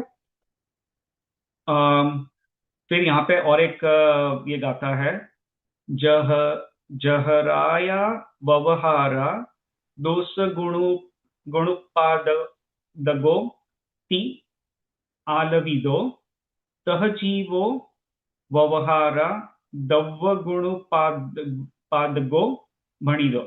यानी इसका अर्थ यहाँ पे ये होता है कि हम यहाँ पे क्या कहते हैं कि जो व्यवहार, इसका गाथा का अर्थ यहाँ पे है कि जो राजा, यानी यहाँ पे क्या कहते हैं कि यथा राजा तथा प्रजा, यानी जैसा राजा वैसी प्रजा, राइट। तो इस कहावत से प्रजा के गुण दोष को उत्पन्न करने वाला राजा कहा जाता है। इसी प्रकार पुद्गल द्रव्य के गुण दोष को उत्पन्न करने वाला जीव कहा जाता है। यानी हम कहते हैं कि मैं पुद्गल का करता हूं, राइट। तो पुद्गल में ये हुआ, मैंने एक अच्छी पेंटिंग बनाई, राइट, तो वो पुद्गल का परिणाम है, लेकिन मैं व्यवहार से उसको कहता हूं कि भैया ये पेंटिंग मैंने बनाई। तो जैसे यहाँ पे क्या कहा, उदाहरण क्या दिया समय सार में, ये समय सार का ये 108 नंबर की गाथा है। तो उसमें उदाहरण ये दिया है कि जैसा राजा वैसी प्रजा, ऐसा हम व्यवहार से कहते हैं, राइट। क्योंकि कोई जैसे कंट्री है और उस कंट्री में अभी कोई नया लीडर आया हो, और वो लीडर आया और वो लीडर मानो रेसिस्ट है, तो अभी क्या देखने में आता है कि भैया प्रजा भी रेसिस्ट बन गई है। अगर वो लीडर अच्छा हो तो देखने में आता है कि भैया प्रजा भी अच्छी बन गई है। वो अगर लीडर इमिग्रेंट्स के प्रति अच्छे भाव रखता हो तो दिखने में आता है कि भैया प्रजा भी वो इमिग्रेंट्स के प्रति ओपन हो गई है। फिर गवर्नमेंट ऐसा लेती है कि डिसीजन लेती है कि भैया अभी इमिग्रेशन बंद करो, immigrants are causing more problems. तो प्रजा भी ऐसा, उनका सेंटिमेंट्स हो जाती है कि भैया इमिग्रेंट्स, एंटी इमिग्रेंट सेंटिमेंट्स आ जाता है, राइट। तो ये सब थोड़े जस्ट व्यवहार के एग्जांपल्स दे रहा हूं मैं। तो यहाँ पे क्या कि यथा राजा तथा प्रजा, यानी जैसा राजा वैसी प्रजा, तो ये व्यवहार से कहता है। लेकिन वो राजा है, उसने डायरेक्टली प्रजा को तो ऐसा प्रजा is independent of Raja, right. भले राजा आपका गलत काम करे भी, तो प्रजा, ऐसा जरूरी नहीं है कि प्रजा को उस तरह से गलत ही करना है, राइट। सो वास्तव में भले राजा अच्छा ना हो, परंतु प्रजा फिर भी अच्छी हो सकती है। लेकिन व्यवहार से ऐसा कहता है कि भैया जैसा राजा वैसी प्रजा। तो ये जिस उदाहरण दिया है आचार्य कुंद ने यहाँ पे समझाने के लिए कि जो पुद्गल द्रव्य जो है उसके गुण दोष का कर्ता जीव दिखता है, राइट। परंतु वो एक करता है जीव, ये पुद्गल द्रव्यों का या पुद्गल कर्मों का, ये सिर्फ एक व्यवहार से ऐसा है। परंतु पुद्गल जो है वो अपनी स्वतंत्र योग्यता से परिणमन करता है और जीव अपनी स्वतंत्र योग्यता से परिणमन करता है। ऐसा नहीं है कि जीव पुद्गल का वास्तव में करता है। ठीक है। तो ये यहाँ पे समझाया है। इसका और एक थोड़े पॉइंट्स कवर कर रहा हूं। जैसे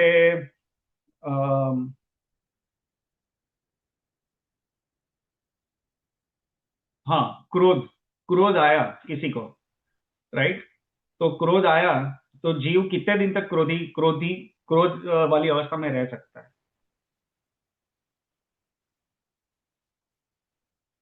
किसी को भी क्रोध आया तो कितने दिन तक आप क्रोध में रह सकते हो? चलो क्रोध आया, कोई भी तीव्र क्रोध आया, कुछ भी ऐसी प्रतिकूल परिस्थिति आई और आपको क्रोध आया, तो आप 1 दिन 2 दिन तक रुकोगे, उसके बाद क्रोध रहेगा या नहीं रहेगा? क्रोध की Not तीव्रता, forever. हाँ, क्रोध वो की तीव्रता पर्याय मंद हो बदले। जाएगी। हाँ, क्रोध की तीव्रता पहले तो मंद हो जाएगी, और फिर और समय जैसे आगे आगे जाएगा तो फिर क्रोध, ऐसा भी पॉइंट आएगा कि आपको क्रोध टोटली चला गया होगा, राइट। क्योंकि हम सब अभी सांसारिक जीव है, तो हम सबको कभी कोई ना कोई बात पे क्रोध आया होगा भूतकाल में, राइट। लेकिन अभी हमारे मन में वो क्रोध चल रहा है कि नहीं चल रहा है? नहीं चल रहा है। तो ये दिखा रहा है कि ये जो है वो पुद्गल द्रव्य जो है वो क्रोध के भावों का करता था। वो पुद्गल द्रव्य के इन्फ्लुएंस में हमें वो क्रोध आया था। पुद्गल द्रव्य यानी वो जो मोनीय कर्म, जो चारित्र मोनीय कर्म जो है, उसके उदय समय ये क्रोध आया था। और ये जो कर्म का अभी उदय, वो वहां पे अभी थोड़ा कम हो गया है, तो अभी हमें वो उस क्रोध वाली अवस्था में नहीं है जो हम पहले थे, राइट। पहले यानी भूतकाल में जब भी हमें क्रोध आया होगा तब की बात कर रहा हूँ। तो ये है, तो ये बता रहा है कि जो पुद्गल है वो क्रोध का कर्ता है। क्रोध उत्पन्न हुआ तो जीव में, लेकिन उसका कर्ता कौन है? पुद्गल। क्यों? क्योंकि वो पुद्गल की वजह से मुझे जीव में क्रोध उत्पन्न हुआ। अगर वो पुद्गल द्रव्य का इन्फ्लुएंस नहीं होता, कर्मों का इन्फ्लुएंस नहीं होता, तो मेरे में वो क्रोध उत्पन्न नहीं होता। ठीक है, चलिए, ये एक पॉइंट मुझे कवर करना था। दूसरा एक तो ये भी इंपॉर्टेंट पॉइंट, वैसे भी कह सकते हैं ना कल्पेश कि अगर हम ही मतलब जीव ही क्रोध का करता होता तो वो कंटिन्यूअसली सेम इंटेंसिटी से क्रोध क्यों नहीं कर सकता, 5 दिन 10 दिन डिसाइड करके, बट नहीं हो पाता। करना भी हो तो उतना नहीं होता, इंटेंसिटी कम हो जाती है, हम भूल जाते हैं, मतलब नॉट छोड़ ओनली देते हैं। दैट, नॉट हाँ ओनली दैट, क्रोध अगर करना भी हो तो मैं अपने आप को ऐसा थोड़ी ना करूंगा, अपने आप को बोलूंगा कि भाई मुझे इस पे क्रोध करना है तो चलो मैं भी क्रोध करना शुरू कर हाँ, दूं। अचानक से करने लगे मैं जब अपनी तक इच्छा से भी क्रोध नहीं कर सकता हूँ। क्रोध हम्म ऐसी जब परिस्थिति होती है, कर्म का उदय आता है, तब मुझे क्रोध, मेरे में क्रोध उत्पन्न होता है।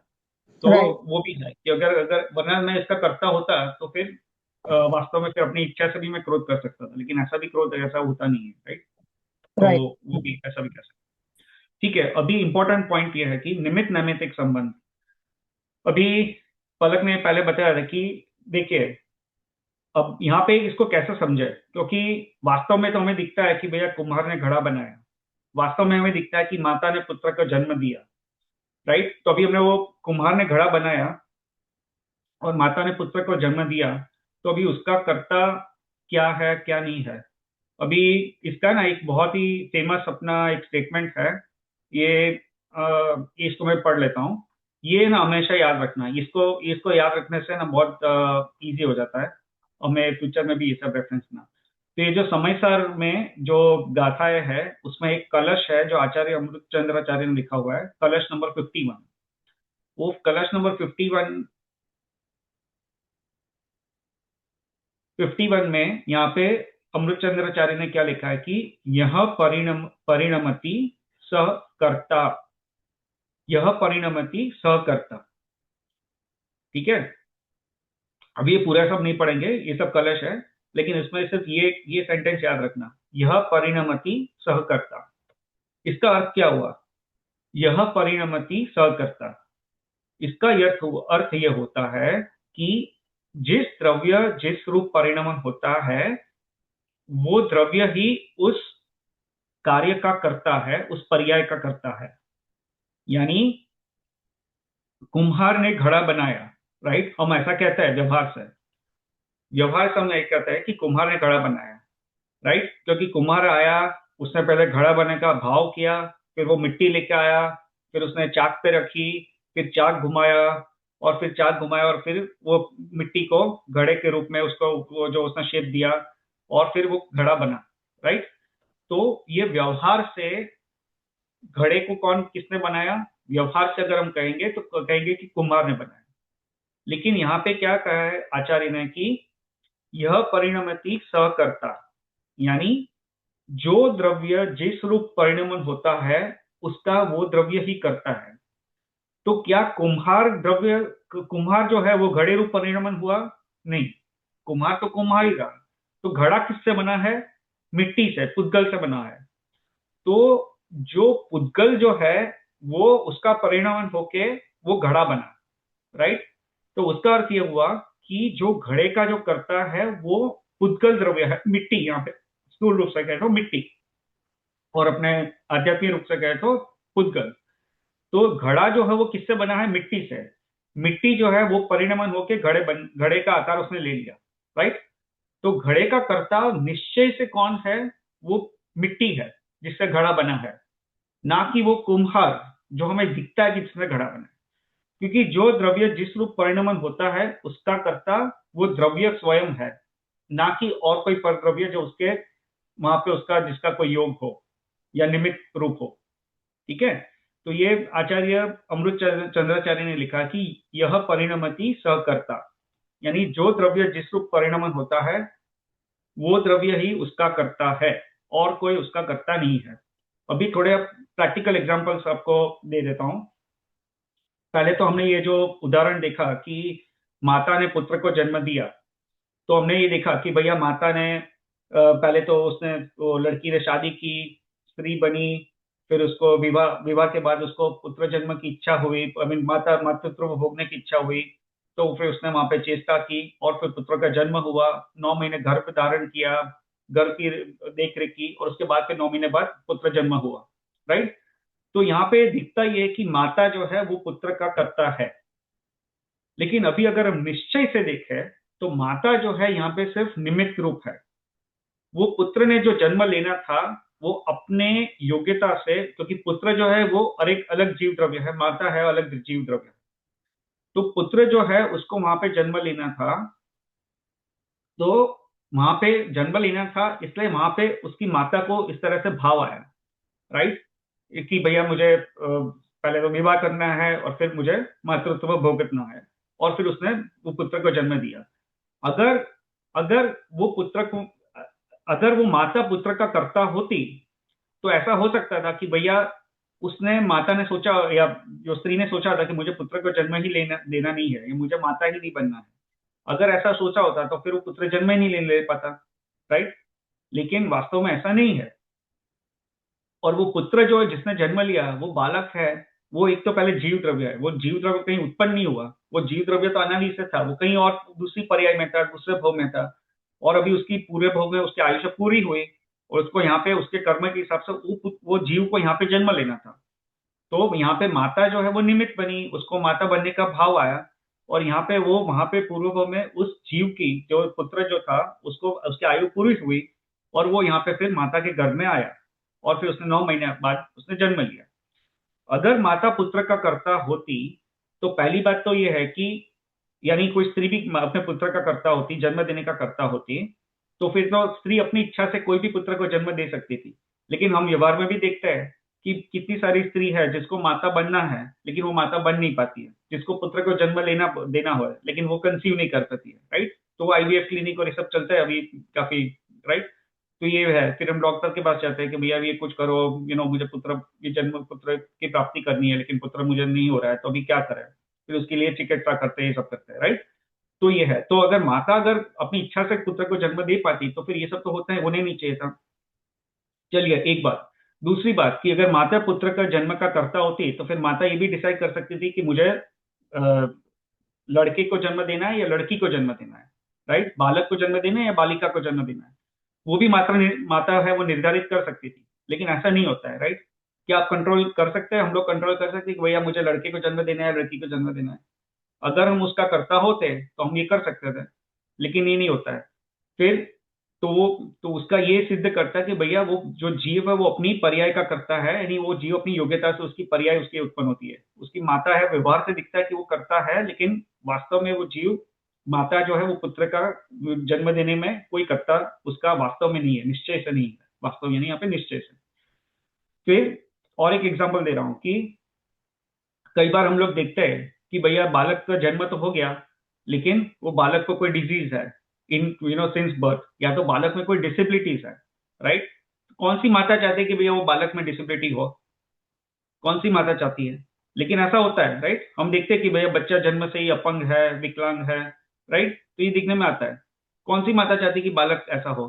अगर वो पुत्र का कर्ता होती जन्म देने में तो फिर माता ये सब कंट्रोल कर पानी चाहिए, right. She should be able to control and she should be able to ensure कि भैया पुत्र जो है उसमें कोई ऐसी डिफॉर्मिटीज ना हो, डिसेबिलिटीज ना हो, लेकिन वो कंट्रोल नहीं कर पाती है। तो इस तरह से बहुत सारे तर्क से, उदाहरण से भी हम ये सिद्ध कर सकते हैं कि वो जीव का कर्ता नहीं है। और बाकी वास्तव से अगर कर्म की थियरी से देखें तो जीव ने वो मनुष्य के आयुष्य का बंद किया था, जीव के इस तरह से कर्म उसका बंद किया था कि गति का बंद किया था, आयुष्य का बंद किया था, और जो अन्य कर्मों का बंद किया था। और वो सब कर्मों का उदय से वो जीव यहाँ पे इस पर्याय में आया, यानी वो पुत्र की जन्म पर्याय में आया और फिर उसने वहां पे जन्म लिया और उसकी आयुष्य जितने होगी उसके हिसाब से उसका जीवन चलेगा। तो यहाँ पे क्या देखा जाता है कि पुत्र का जन्म हुआ, वो पुत्र जो द्रव्य है, जीव द्रव्य है, उसकी योग्यता से उसका जन्म हुआ। लेकिन माता जो है उसी टाइम माता को भी भाव हुआ, माता ने पहले तो उससे स्त्री ने विवाह किया, वो माता, फिर उसको माता बनने का भाव हुआ, फिर उसने चेष्टा की और फिर बाद में उसका गर्भ रहा और उसने पुत्र को जन्म दिया। तो यहाँ पे क्या है कि माता है वो अलग द्रव्य है, पुत्र है वो अलग द्रव्य है, जीव द्रव्य है। अभी जीव जो पुत्र जो जन्म लिया वो उसके कर्म के हिसाब से और उसकी योग्यता के हिसाब से पुत्र ने जन्म लिया। लेकिन एट द सेम टाइम ही यहाँ पे माता ने विवाह किया और उसको फिर पुत्र जन्म की चेष्टा हुई, भाव हुआ, और उसके फिर उसने चेष्टा की और फिर पुत्र का जन्म हुआ। तो यहाँ पे क्या है कि परस्पर निमित्त नैमित्तिक संबंध है, राइट। माता के जो भाव है वो इंडिपेंडेंट है, पुत्र का जो जन्म होना वो इंडिपेंडेंट है, लेकिन वो निमित्त नैमित्तिक संबंध है, राइट। तो एक द्रव्य दूसरे द्रव्य के कार्य में निमित्त बनता है, कर्ता नहीं बनता है। यानी इसको क्या कहता है कि समय सार में कहा है कि इसको निमित्त नैमित्तिक संबंध है, परंतु कर्ता कर्म संबंध नहीं, राइट। अभी निमित्त नैमित्तिक संबंध कैसे समझे उसको, तो एक ये जैसा समझा है, ये एक निमित्त नैमित्तिक संबंध का उदाहरण है, लेकिन उसको और एक अगर एग्जांपल समझना है, प्रैक्टिकल, आपको जो सब इजीली समझ में आ जाए, तो आपने सब देखा होगा, क्रिकेट देखा होगा भूतकाल में या अभी भी देखते होंगे, तो उसमें आपने देखा होगा कि जो जैसे शेन वॉर्न और सचिन तेंदुलकर का एग्जांपल ले रहे हैं, तो शेन वॉर्न है, उसने बॉल डाली और सचिन तेंदुलकर आगे आया फ्रंट फुट पे और उसने उसको छक्का मार दिया, राइट। तो बॉल जो है वो पुद्गल द्रव्य है, तेंदुलकर है वो जीव द्रव्य है। अभी बॉल जब यहां से गया, वो पिच के ऊपर से गया और बाउंड्री के बाद चला गया, तो पुद्गल द्रव्य जो है ये 6 हुई लगी सचिन तेंदुलकर के बैट से और बॉल बाउंड्री के बाद चला गया, तो इसका कर्ता कौन है। तो व्यवहार से मैंने क्या कि भैया सचिन तेंदुलकर आया, उसने आगे मारा और बैट उसने घुमाया और छक्का लगा, तो जाके छक्का लगा, राइट। तो छक्का मारा, उसका कर्ता कौन है। अपूर्व भाई क्रिकेट हम लोग देखता है ना तो ये एग्जांपल थोड़ा समझ में इजी आएगा।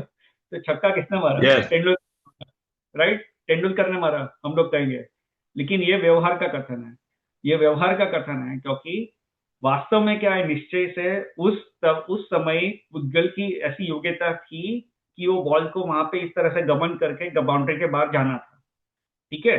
तो छक्के मारने का जो कार्य हुआ उसका वास्तव में निश्चय से कर्ता कौन है, वो बॉल, वो पुद्गल जो है, उसका जो स्कंद है, बॉल के अंदर जो भी पुद्गल का परमाणु है, उसकी ऐसी योग्यता थी कि वे वहां पे बाउंड्री के बाहर गए। और उसमें निमित्त कौन बना, तो बॉल की योग्यता थी उस टाइम पे जाके बाउंड्री के बाहर जाना, तो वो बॉल की योग्यता थी, पुद्गल की योग्यता थी। और उसी टाइम सचिन तेंदुलकर को ऐसा भाव आया कि मैं फ्रंट फुट पे जाऊं और बैट घुमाऊं इस तरह से और बॉल जाएगा वहां पे, ठीक है। तो वहां पे तेंदुलकर को उस तरह उसी समय भाव आया।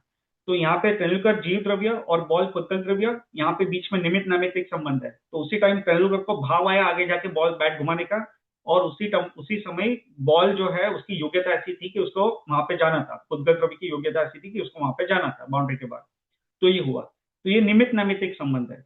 लेकिन तेंदुलकर वो बॉल का कर्ता नहीं है, 6 मारने का कर्ता नहीं है, क्योंकि अगर वास्तव में, क्योंकि होता तो क्या होता कि तेंदुलकर ने तो वापस दूसरे नेक्स्ट बॉल पे भी भाव किया कि चलो अभी नेक्स्ट बॉल आया तो अभी वापस मैं फ्रंट फुट पे जाऊंगा और बैट घुमाऊंगा और बॉल को छक्का मार दूंगा। लेकिन क्या होता है कि तेंदुलकर आगे जब निकलता है और तेंदुलकर वो शेन वॉर्न अभी क्या ओवर पिच की जगह शॉर्ट बॉल डालता है, तो शॉर्ट बॉल डालता है तो वो उसको कनेक्ट नहीं कर पाता है और बॉल घूम के चली जाती है विकेट के अगर, वो स्टंप आउट हो जाता है, राइट। ऐसा देखने में आया ना अपूर्व भाई क्रिकेट में। तो अभी अगर तेंदुलकर Yes. जो है पुद्गल द्रव्य का करता होता, वो 6 मारने का करता होता, तो उसने वो भाव किया पहले भी 6 मारने का, तब 6 लग गया, लेकिन दूसरी बार भाव किया 6 मारने का तो वो स्टंप आउट हो गया, तब तो 6 गया नहीं। अगर उसका करता होता तो फिर वो इस तरह से यहाँ पे कर सकना होना चाहिए। लेकिन वो बॉल की तब जो सेकंड बार जब तेंदुलकर ने 6 मारने का अटेम्प्ट किया, तब वो पुद्गल द्रव्य की ऐसी योग्यता नहीं थी, उसके जो अंदर परमाणु है ऐसी योग्यता नहीं थी कि वो उस तरह परिणमन करे, और उसके जब परिणमन करने की उसकी योग्यता नहीं थी तो नहीं हुआ। तेंदुलकर ने तो भाव तभी भी किया था, सेकंड बॉल में भी भाव किया, लेकिन तब वो तो स्टंप आउट हो गया, राइट। तो ये वास्तव में दिखता है कि तेंदुलकर 6 मार रहा है, लेकिन जो निश्चय से अगर देखे तो पुद्गल द्रव्य का कर्ता तेंदुलकर नहीं है, 6 मारने का कर्ता तेंदुलकर नहीं है, वो सिर्फ भाव करता है। और फिर जब निमित्तिक नैमित्तिक संबंध होता है, उपादान की अगर योग्यता होती है तो वो कार्य उस तरह से होता है। अगर उस जो बॉल की यानी उपादान की पुद्गल की योग्यता उस तरह नहीं होती है तो वो बॉल 6 में नहीं जाता है, फिर वो आउट भी हो सकता है। ठीक है, आई थिंक रोशनी ने अपना हाथ ऊंचा किया हुआ है। रोशनी जो मतलब हाँ, ये समझ में आ रहा है थोड़ा थोड़ा, लेकिन पूरा नहीं समझ में आ रहा है, क्योंकि अगर ये एग्जांपल है, हम सचिन तेंदुलकर ने बॉल मारा, तो इसमें तो क्रेडिट सचिन तेंदुलकर का भी होता है, क्योंकि वो स्ट्रेंथ, जैसे वो उसकी स्ट्रेंथ हुई, राइट। सचिन तेंदुलकर की जो आर्म स्ट्रेंथ है जिससे उसने स्विंग किया एंड हिट किया, तो वो एक पहलू है उसका छक्का जाने का। दूसरा है कि उसका वो फ्रंट फुट पे आना, तो वो थॉट उसका आना कि भाई, मतलब इसमें अगर जैसे अगर मैं वहां पहुंच जाऊं तो फिर वो छक्का नहीं जाएगा। बॉल वो ही है, पिच वो ही है, बट जो जीव है, अगर सचिन तेंदुलकर को रिप्लेस कर दिया मुझसे तो वो छक्का नहीं जाएगा। तो इसमें वो नहीं समझ में आ रहा है मुझे कि हाउ कैन। देखिए, इस पे बहुत सारे कर्म का उदय चल रहा है, ठीक है। सचिन तेंदुलकर को पूरी दुनिया जानती है, ना मुझे कोई जानता है ना आपको जानता है। क्यों? क्योंकि सचिन तेंदुलकर का उस प्रकार का कर्म का उदय है। एक जो यश नाम कर्म होता है, ठीक है, जो नाम कर्म, जो 8 कर्म के भेद है ना, जो ज्ञानावर्णीय, दशनावर्णीय, मोनीय, वेदनीय, आयुष्य, नाम, गोत्र और अंतराय, उसमें जो नाम कर्म है, वो नाम कर्म के बहुत सारे भेद है। वो नाम कर्म के यानी जो उपभेद है, यानी सब कैटेगरीज है। वो नाम कर्म भी एक नाम कर्म है, यश नाम कर्म। यश नाम कर्म कैसा का नाम कर्म है जिससे वो जीव को बहुत सारा यश मिलता है, पॉपुलैरिटी मिलती है, प्रसिद्धि मिलती है। ये जितने भी film stars, movie stars, celebrities, ये सब देखे हैं, उनका जो दूसरा कर्म का जो उदय है वो है ही, लेकिन उसके साथ उनका यश नाम कर्म बहुत प्रबल है। तो उसका उदय की वजह से उनको इतनी सारी पॉपुलैरिटीज मिलती है, राइट। लेकिन जो काफी ऐसे जीव है जो they are really good in whatever they do, but they are not as popular as lot of other people out there. क्यों? क्योंकि उनका यश नाम कर्म का उदय नहीं है। There are lot of rich people out there, they have lot of money, but they are probably not as popular as lot of other people out there, right. So why? क्योंकि उनका यश नाम कर्म का उदय नहीं है। जैसे मैं जैसे इसके बारे में सोच रहा था कि जैसे गुरुदेव कांजी स्वामी है, तो उनका भी इस तरह का यश नाम कर्म है, तो he has become very popular. लेकिन ऐसे भी मुनिराज रहे होंगे जो जंगल में गए, वन में सम्यक दृष्टि होंगे, जंगल मुनि दीक्षा ली, वन में गए, और उनका और उनकी जो ऐसी विशुद्धि भी बहुत अच्छी रही होगी, राइट। लेकिन उनका वहां पे जस्ट जैसे आयुष्य खत्म हो गया, तो उनको हमें उनका नाम भी तक नहीं पता है। उन्हें क्या लिखा, क्या नहीं लिखा, क्या समझाया नहीं समझाया, वो तो बात की बात है, लेकिन उनका नाम भी नहीं पता। और शायद ऐसे भी जीव होंगे जो शायद अभी ऊंचे ऊंचे देवलोक में होंगे, बहुत निकट भूमि देव मोक्ष में जाने वाले होंगे, या तो शायद अभी महाविदेश क्षेत्र में गए होंगे, ऐसे भी जीव होंगे। लेकिन उनका क्या था कि यश नाम कर्म उनका प्रबल नहीं था उतना, तो उनका उतनी पॉपुलैरिटी नहीं मिली, राइट। तो ये कर्म जो है, बहुत सारे कर्म है, और उसके कर्म के जो उदय से जीव की उस तरह से पर्याय होती है। तो जो तेंदुलकर ने 6 मारा तो वो मार पाया, और आप अगर मैं जाऊं तो शायद ना मार पाऊं। मैं शायद मुझे भी क्रिकेटर बनना था, अपूर्व भाई शायद आपको भी क्रिकेटर बनना होगा, राइट। इनिशियली जब आप कैरियर में, अभी तो नहीं बनना होगा, लेकिन तब व्हेन यू आर यंग, हमने सोचा होगा Yes. मुझे फिल्म स्टार बनना है, मुझे पॉपुलर बनना है, मुझे क्रिकेटर बनना है, ये सब सोचा होगा, लेकिन बना नहीं, राइट। तो that is the reason, is because वो अपने जो कर्म का उदय है उसके हिसाब से चलता है, राइट। तो ये है। तो इसमें बहुत सारे कर्म का वो खेल है। अभी कर्म की थियरी में ज्यादा डिटेल में जा रहे हैं, बहुत बहुत सारे कर्मों का उदय है अलग अलग प्रकार के, और उसके उदय के हिसाब से ये सब चीजें होती रहती है, ऐसा है। नहीं कल्पेश भाई, इसी इसी बात के जवाब में आप अब ये कहेंगे ना कि सचिन तेंदुलकर भी वही है, बॉल भी वही है, पिच भी वही है, पहली बॉल पर 6 है, दूसरी पर नहीं मार पाया विद सेम स्ट्रेंथ। क्यों? रोशनी दीदी होती या मैं होता वो बात की बात है, नहीं है। जो सारे के सारे परिबल वही के वही है, फिर भी रिजल्ट डिफरेंट आ रहा है। अगर सिक्सर नहीं भी लगा, आप एक ही बॉल को स्क्वायर कट कर रहे हो, एक ही बॉल को फ्रंट फुट पे खेल रहे हो, परिणाम डिफरेंट आ रहा है हर बार। उसका रीजन क्या?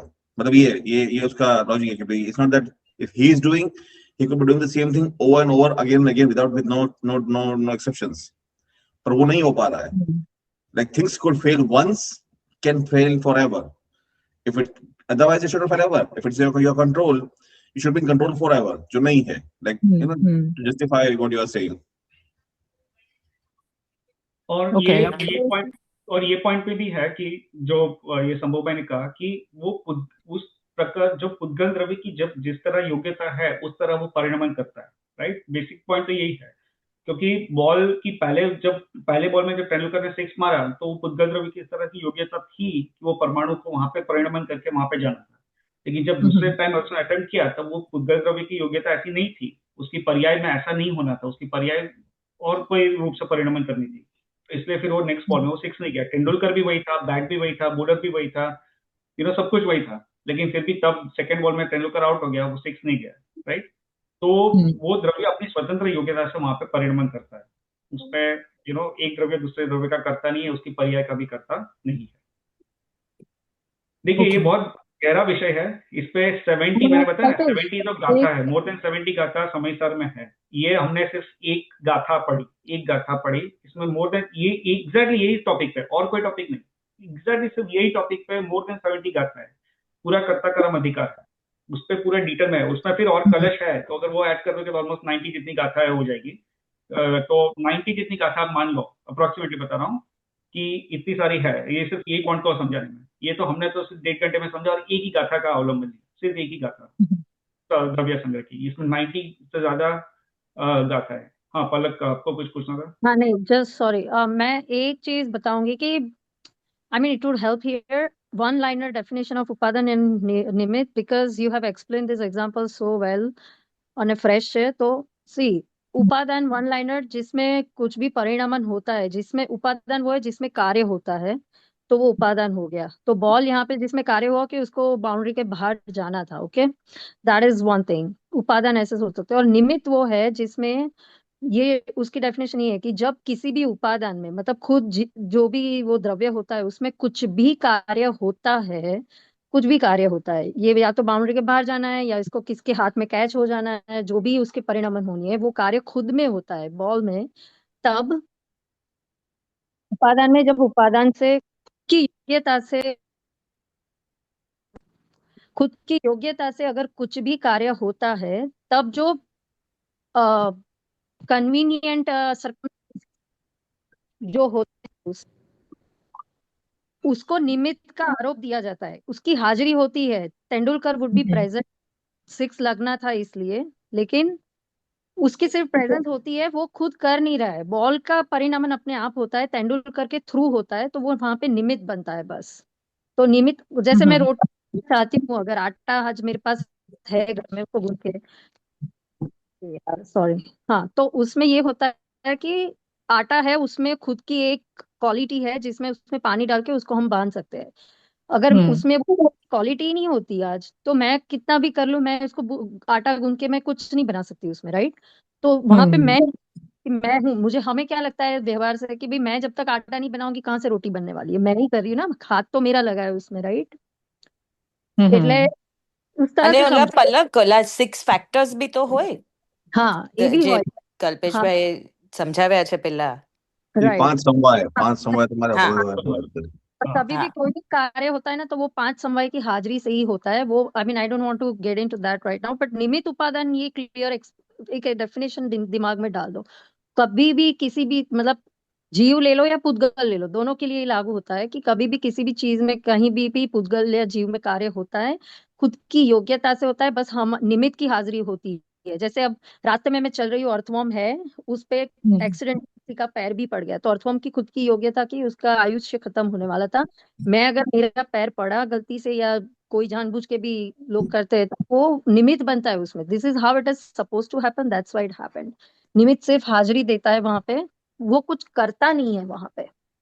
जैसे सिद्ध भगवान का बहुत बताया कि वो अशुद्ध भाव में नहीं जाते, क्योंकि वहां पे निमित्त ही नहीं होता है उनके कर्मों का, पुद्गल कर्मों का, राइट। अगर निमित्त होता तो अशुद्ध भाव में जा सकते हैं, लेकिन जा नहीं सकते क्योंकि निमित्त ही नहीं होता है। तो निमित्त की सिर्फ प्रेजेंस होती है बस। बट बहुत इंपॉर्टेंट फैक्टर है निमित्त का होना। नहीं नहीं निमित्त पे सिर्फ आरोप आता है, रोशनी। निमित्त प्रेजेंस आरोप से आता उसका है। आरोप आता है कि हाँ भाई वो करता है, लेकिन एक्चुअली में करता कुछ नहीं है। हाँ और दूसरी चीज कल्पेश, अगर आपका आज का ये हो गया है ना कि आत्मा किस चीज का करता है, मुझे नहीं पता, are you continuing in next session और यू आर डन टुडे? नहीं, most likely I will not अभी। हाँ, जितना तो आई नहीं वांट तो यू टू एक्सप्लेन कि क्यों ये जानना जरूरी है, why we need to know कि किसी भी चीज के हाँ करता हम क्यों नहीं है, बाहर उतर हाँ जाएगा हाँ हम, हाँ वो एक्सप्लेन कर या दो। बस अपना टाइम हो गया है, तो मैं वही को एक्चुअली कवर करने वाला था, बट या let me just try to close this topic with that point. तो ये पूरा जो कर्ता कर्म अधिकार है, यानी जो पूरी जो जीव किसका करता है और किस चीज का करता नहीं है, ये जानने से हमें लाभ क्या हुआ, इस समय क्या, what are we gaining out of it, right. इससे हमें क्या निष्कर्ष निकालना चाहिए, क्या लाभ होता है। तो यहाँ पे क्या है कि जो सबसे बड़ी चीज यहाँ पे है कि हम जो अज्ञानतावश हम स्वयं को बाह्य वस्तुओं का कर्ता मान लेते हैं, यू नो, ये जो है वो हमारी अज्ञानता है, ये हमारा मिथ्यात्व है। हम ये मानते हैं कि मैं कोई पर वस्तु का कर्ता हूं, तो उससे वो जो है वो अज्ञान को हमें मिटाना है। इससे क्या होगा, देखिए 2 एग्जांपल दे रहा हूँ इसको, आई नो अपना थोड़ा ओवर टाइम जा रहा है but I try to be quick. एक चीज ये है कि जब हम कोई बाह्य वस्तु का पाइप और अन्य पदार्थ का कर्ता मान लेते हैं अपने आप को, और फिर क्या होता है कि वो उस पदार्थ में हम निमित्त नैमित्तिक संबंध है, कर्ता कर्म संबंध नहीं है, परंतु अगर वो द्रव्य उस रूप परिणमन हो गया तो हमें क्या है, अहंकार उत्पन्न होता है कि मैंने ये मंदिर बनाया, मैंने ये दान दिया, मैं इंडिया से आया तो मेरे जेब में से 100 रुपए थे और अभी मैंने करोड़ों रुपए मैंने कमा लिए यहाँ पे आके। तो ये सब जो है एग्जाम्पल जस्ट व्यवहार के दे रहा हूँ।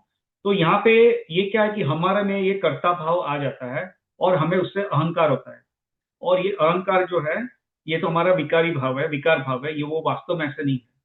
हमारे कर्म के उदय से, हमारे और जो भी फैक्टर्स है उससे ये उस तरह से चीजें का परिणमन हुआ, लेकिन उसका वास्तव में हम कर्ता उसका नहीं है।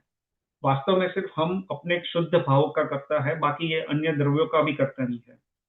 तो ये उससे फायदा होता है कि हमारे में जो ये अहंकार है, कर्तृत्वपना जो है वो निकल जाता है और ये अहंकार निकल जाता है। That is the first advantage of understanding this. Second is कि जो हमारे में राग आदि क्रोध आदि विकार भाव उत्पन्न होते हैं, तो हम जब ये कर्म का उदय होता है तो शायद उसको कंट्रोल ना कर पाए, राइट? तो क्रोध उत्पन्न हो गया, लेकिन जब हमारा मन शांत हो जाए और तब फिर ये गाथा को याद करना कि भैया मैं किसका करता हूँ, तो ये तो मेरे राग आदि क्रोध आदि भाव भी मेरे नहीं है, ये मेरा स्वभाव नहीं है, ये तो मेरे विभाव दशा है और ये कर्म के इन्फ्लुएंस की वजह से ये हुआ, जबकि मैं इसका एक्चुअली वास्तव में करता नहीं हूँ। तो ये राग आदि भाव भी मेरे नहीं है। तो इससे क्या होगा कि अगर जब हम इस तरह से इस पे गहराई से चिंतन करें तो हमें इससे भेद विज्ञान प्रकट होने की चांसेस है, हमारे भेद विज्ञान होगा कि हम इससे भी हमें भिन्न मानेंगे, रागादि भाव से भी, विकार भाव से भी हम भिन्न मानेंगे। हम ये नहीं मानेंगे कि ये रागादि भाव ये मेरा स्वरूप है या मेरा स्वभाव है, वो मेरा विभाव है, मैं वो नहीं हूँ। तो उस समय वेद विज्ञान में कार्यकारी होगा। तीसरा पॉइंट ये है कि जब हम ये पर द्रव्य का कर्ता हम अपने आप को मानते हैं और वो द्रव्य उस रूप परिणमन नहीं होता है, तब हमारे में क्रोध उत्पन्न होता है। जैसा मैं चाहता हूं कि भैया मैं अपने बच्चे को डॉक्टर बनाऊं, राइट? आप चाहते हो कि भैया अपने बच्चे को क्रिकेटर बनाओ। टेंडुलकर चाहता था कि उसके बेटे को क्रिकेटर बनाए, लेकिन उसको बेटा क्रिकेटर तो बन नहीं पाया, बेचारा नहीं बना, लेकिन is not as popular, right? So कहने का पॉइंट यह है कि जब जो द्रव्य उस रूप परिणमन नहीं होता है, तब हमें ये समझना चाहिए कि भैया मैं स्वभाव से ही उस द्रव्य का करता नहीं हूँ, तो मैं हाउ डू आई इंश्योर कि ये ऐसा हो और ऐसा ना हो। तो जब इससे क्या होगा कि जब कोई चीज doesn't work out the way you wish, right, then आप में से आपको ये इस तरह से जब आप ये समझ पाओगे कि भैया मैं अन्य द्रव्य का कर्ता नहीं हूं, तो उससे क्या होगा कि अगर वो कार्य हो गया तो अहंकार उत्पन्न होगा, तो लेकिन जब आप मान लोगे कि भैया उसका कर्ता नहीं, तो अहंकार भी नहीं होगा। और अगर वो कार्य सिद्ध नहीं हुआ, आप जो चाहते थे वैसा नहीं हुआ, तो भी अगर आप में कर्ता भाव नहीं है, तो आप समझ लोगे कि भैया मेरी इच्छा थी कि भैया ऐसा हो, लेकिन नहीं हुआ, तो ठीक है भैया, वो द्रव्य की उसकी योग्यता के उससे उससे कार्य हुआ, मैं उसका कर्ता वैसे भी नहीं था और मैं कर नहीं सकता था। हाँ, अगर होता तो शायद निमित्त नैमित्तिक संबंध होता, लेकिन वो नहीं हुआ, तो ठीक है, उसका कर्ता तो मैं वैसे भी नहीं था और करने वाला नहीं था और मैं कर नहीं सकता था, राइट? तो जैसे आपको मान लो कि आपको प्रमोशन चाहिए या आपको ज्यादा पैसा कमाना है, आपको एक महंगी वाली गाड़ी चाहिए, मान लो कि आप नहीं ले पाए महंगी वाली गाड़ी, you have to settle down फिर medium budget car, not a high budget car. तो ये समझ लो कि भैया मैं उस कार्य का करता था ही नहीं, क्योंकि मैं परद्रव्य का करता कर ही नहीं सकता कोई परद्रव्य में कोई कार्य, राइट? तो उस तरह से अगर आप स्वीकारोगे तो इस तरह से जो राग और द्वेष है वो हमारे में उत्पन्न नहीं होंगे, या तो कम होंगे, या तो उत्पन्न हो भी जाएंगे तो बाद में उसको हम करेक्ट कर पाएंगे अपने माइंड में कि भैया उसका मैं करता था ही नहीं, तो फिर मैं उसको उस तरह से वो द्रव्य को I can not control the पर्याय ऑफ दैट द्रव्य और परिणमन ऑफ दैट द्रव्य, वो अपनी स्वतंत्र योग्यता से होता है। ठीक है, तो ये हमने यहाँ पे जो है अपना कर्ता, जो जीव जो किस चीज का करता है वो हमने समझा, और ये टॉपिक को हमने एक्चुअली देखे तो आपको लग रहा होगा कि काफी डिटेल में कवर किया, लेकिन एक्चुअली इतना डिटेल में नहीं कवर किया है। ये हमने जो अगर समय साथ तो मैं बताया ना कि ऑलमोस्ट 90 गाथा और कलश कंबाइन करें तो ऑलमोस्ट मोर देन 90 के गाथा या कलश होंगे अप्रोक्सीमेटली। उसको ये पॉइंट को बहुत डिटेल में समझाया हमने, तो बस उसको एक गाथा में 1.5 घंटे में समझने का प्रयत्न किया। ठीक है, और अपने जो नेक्स्ट सेशन है उसमें जीव किस चीज का भोगता है वो भी आएगा अपनी द्रव्य संग्रह की नेक्स्ट गाथा, गाथा नंबर 9 में। तो गाथा नंबर 9 जो है वो अपने नेक्स्ट सेशन में हम कवर करेंगे। ठीक है, अपना टाइम हो चुका है, I am sorry but will and the session right now. मैं जस्ट अंत मंगलाचरण कर लेता हूँ।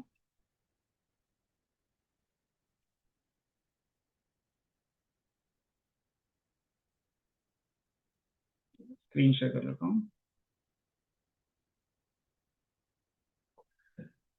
सर्वमंगल मांगल्यम सर्वकल्याणकारकम प्रधानम सर्वधर्माणां जैनं जयतु शासनम, जैनं जयतु शासनम। चलिए, जय जिनेंद्र सभी को। Jai Thank you, Jinendra. Kalpesh Thank bhai. Jai you. Jinendra. जय जिनेंद्र। जय जय जिनेंद्र। जिनेंद्र। जय जिनेंद्र। जय जिनेंद्र। Okay, guys. जय जिनेंद्र। Thank you. अमर जय जिनेंद्र।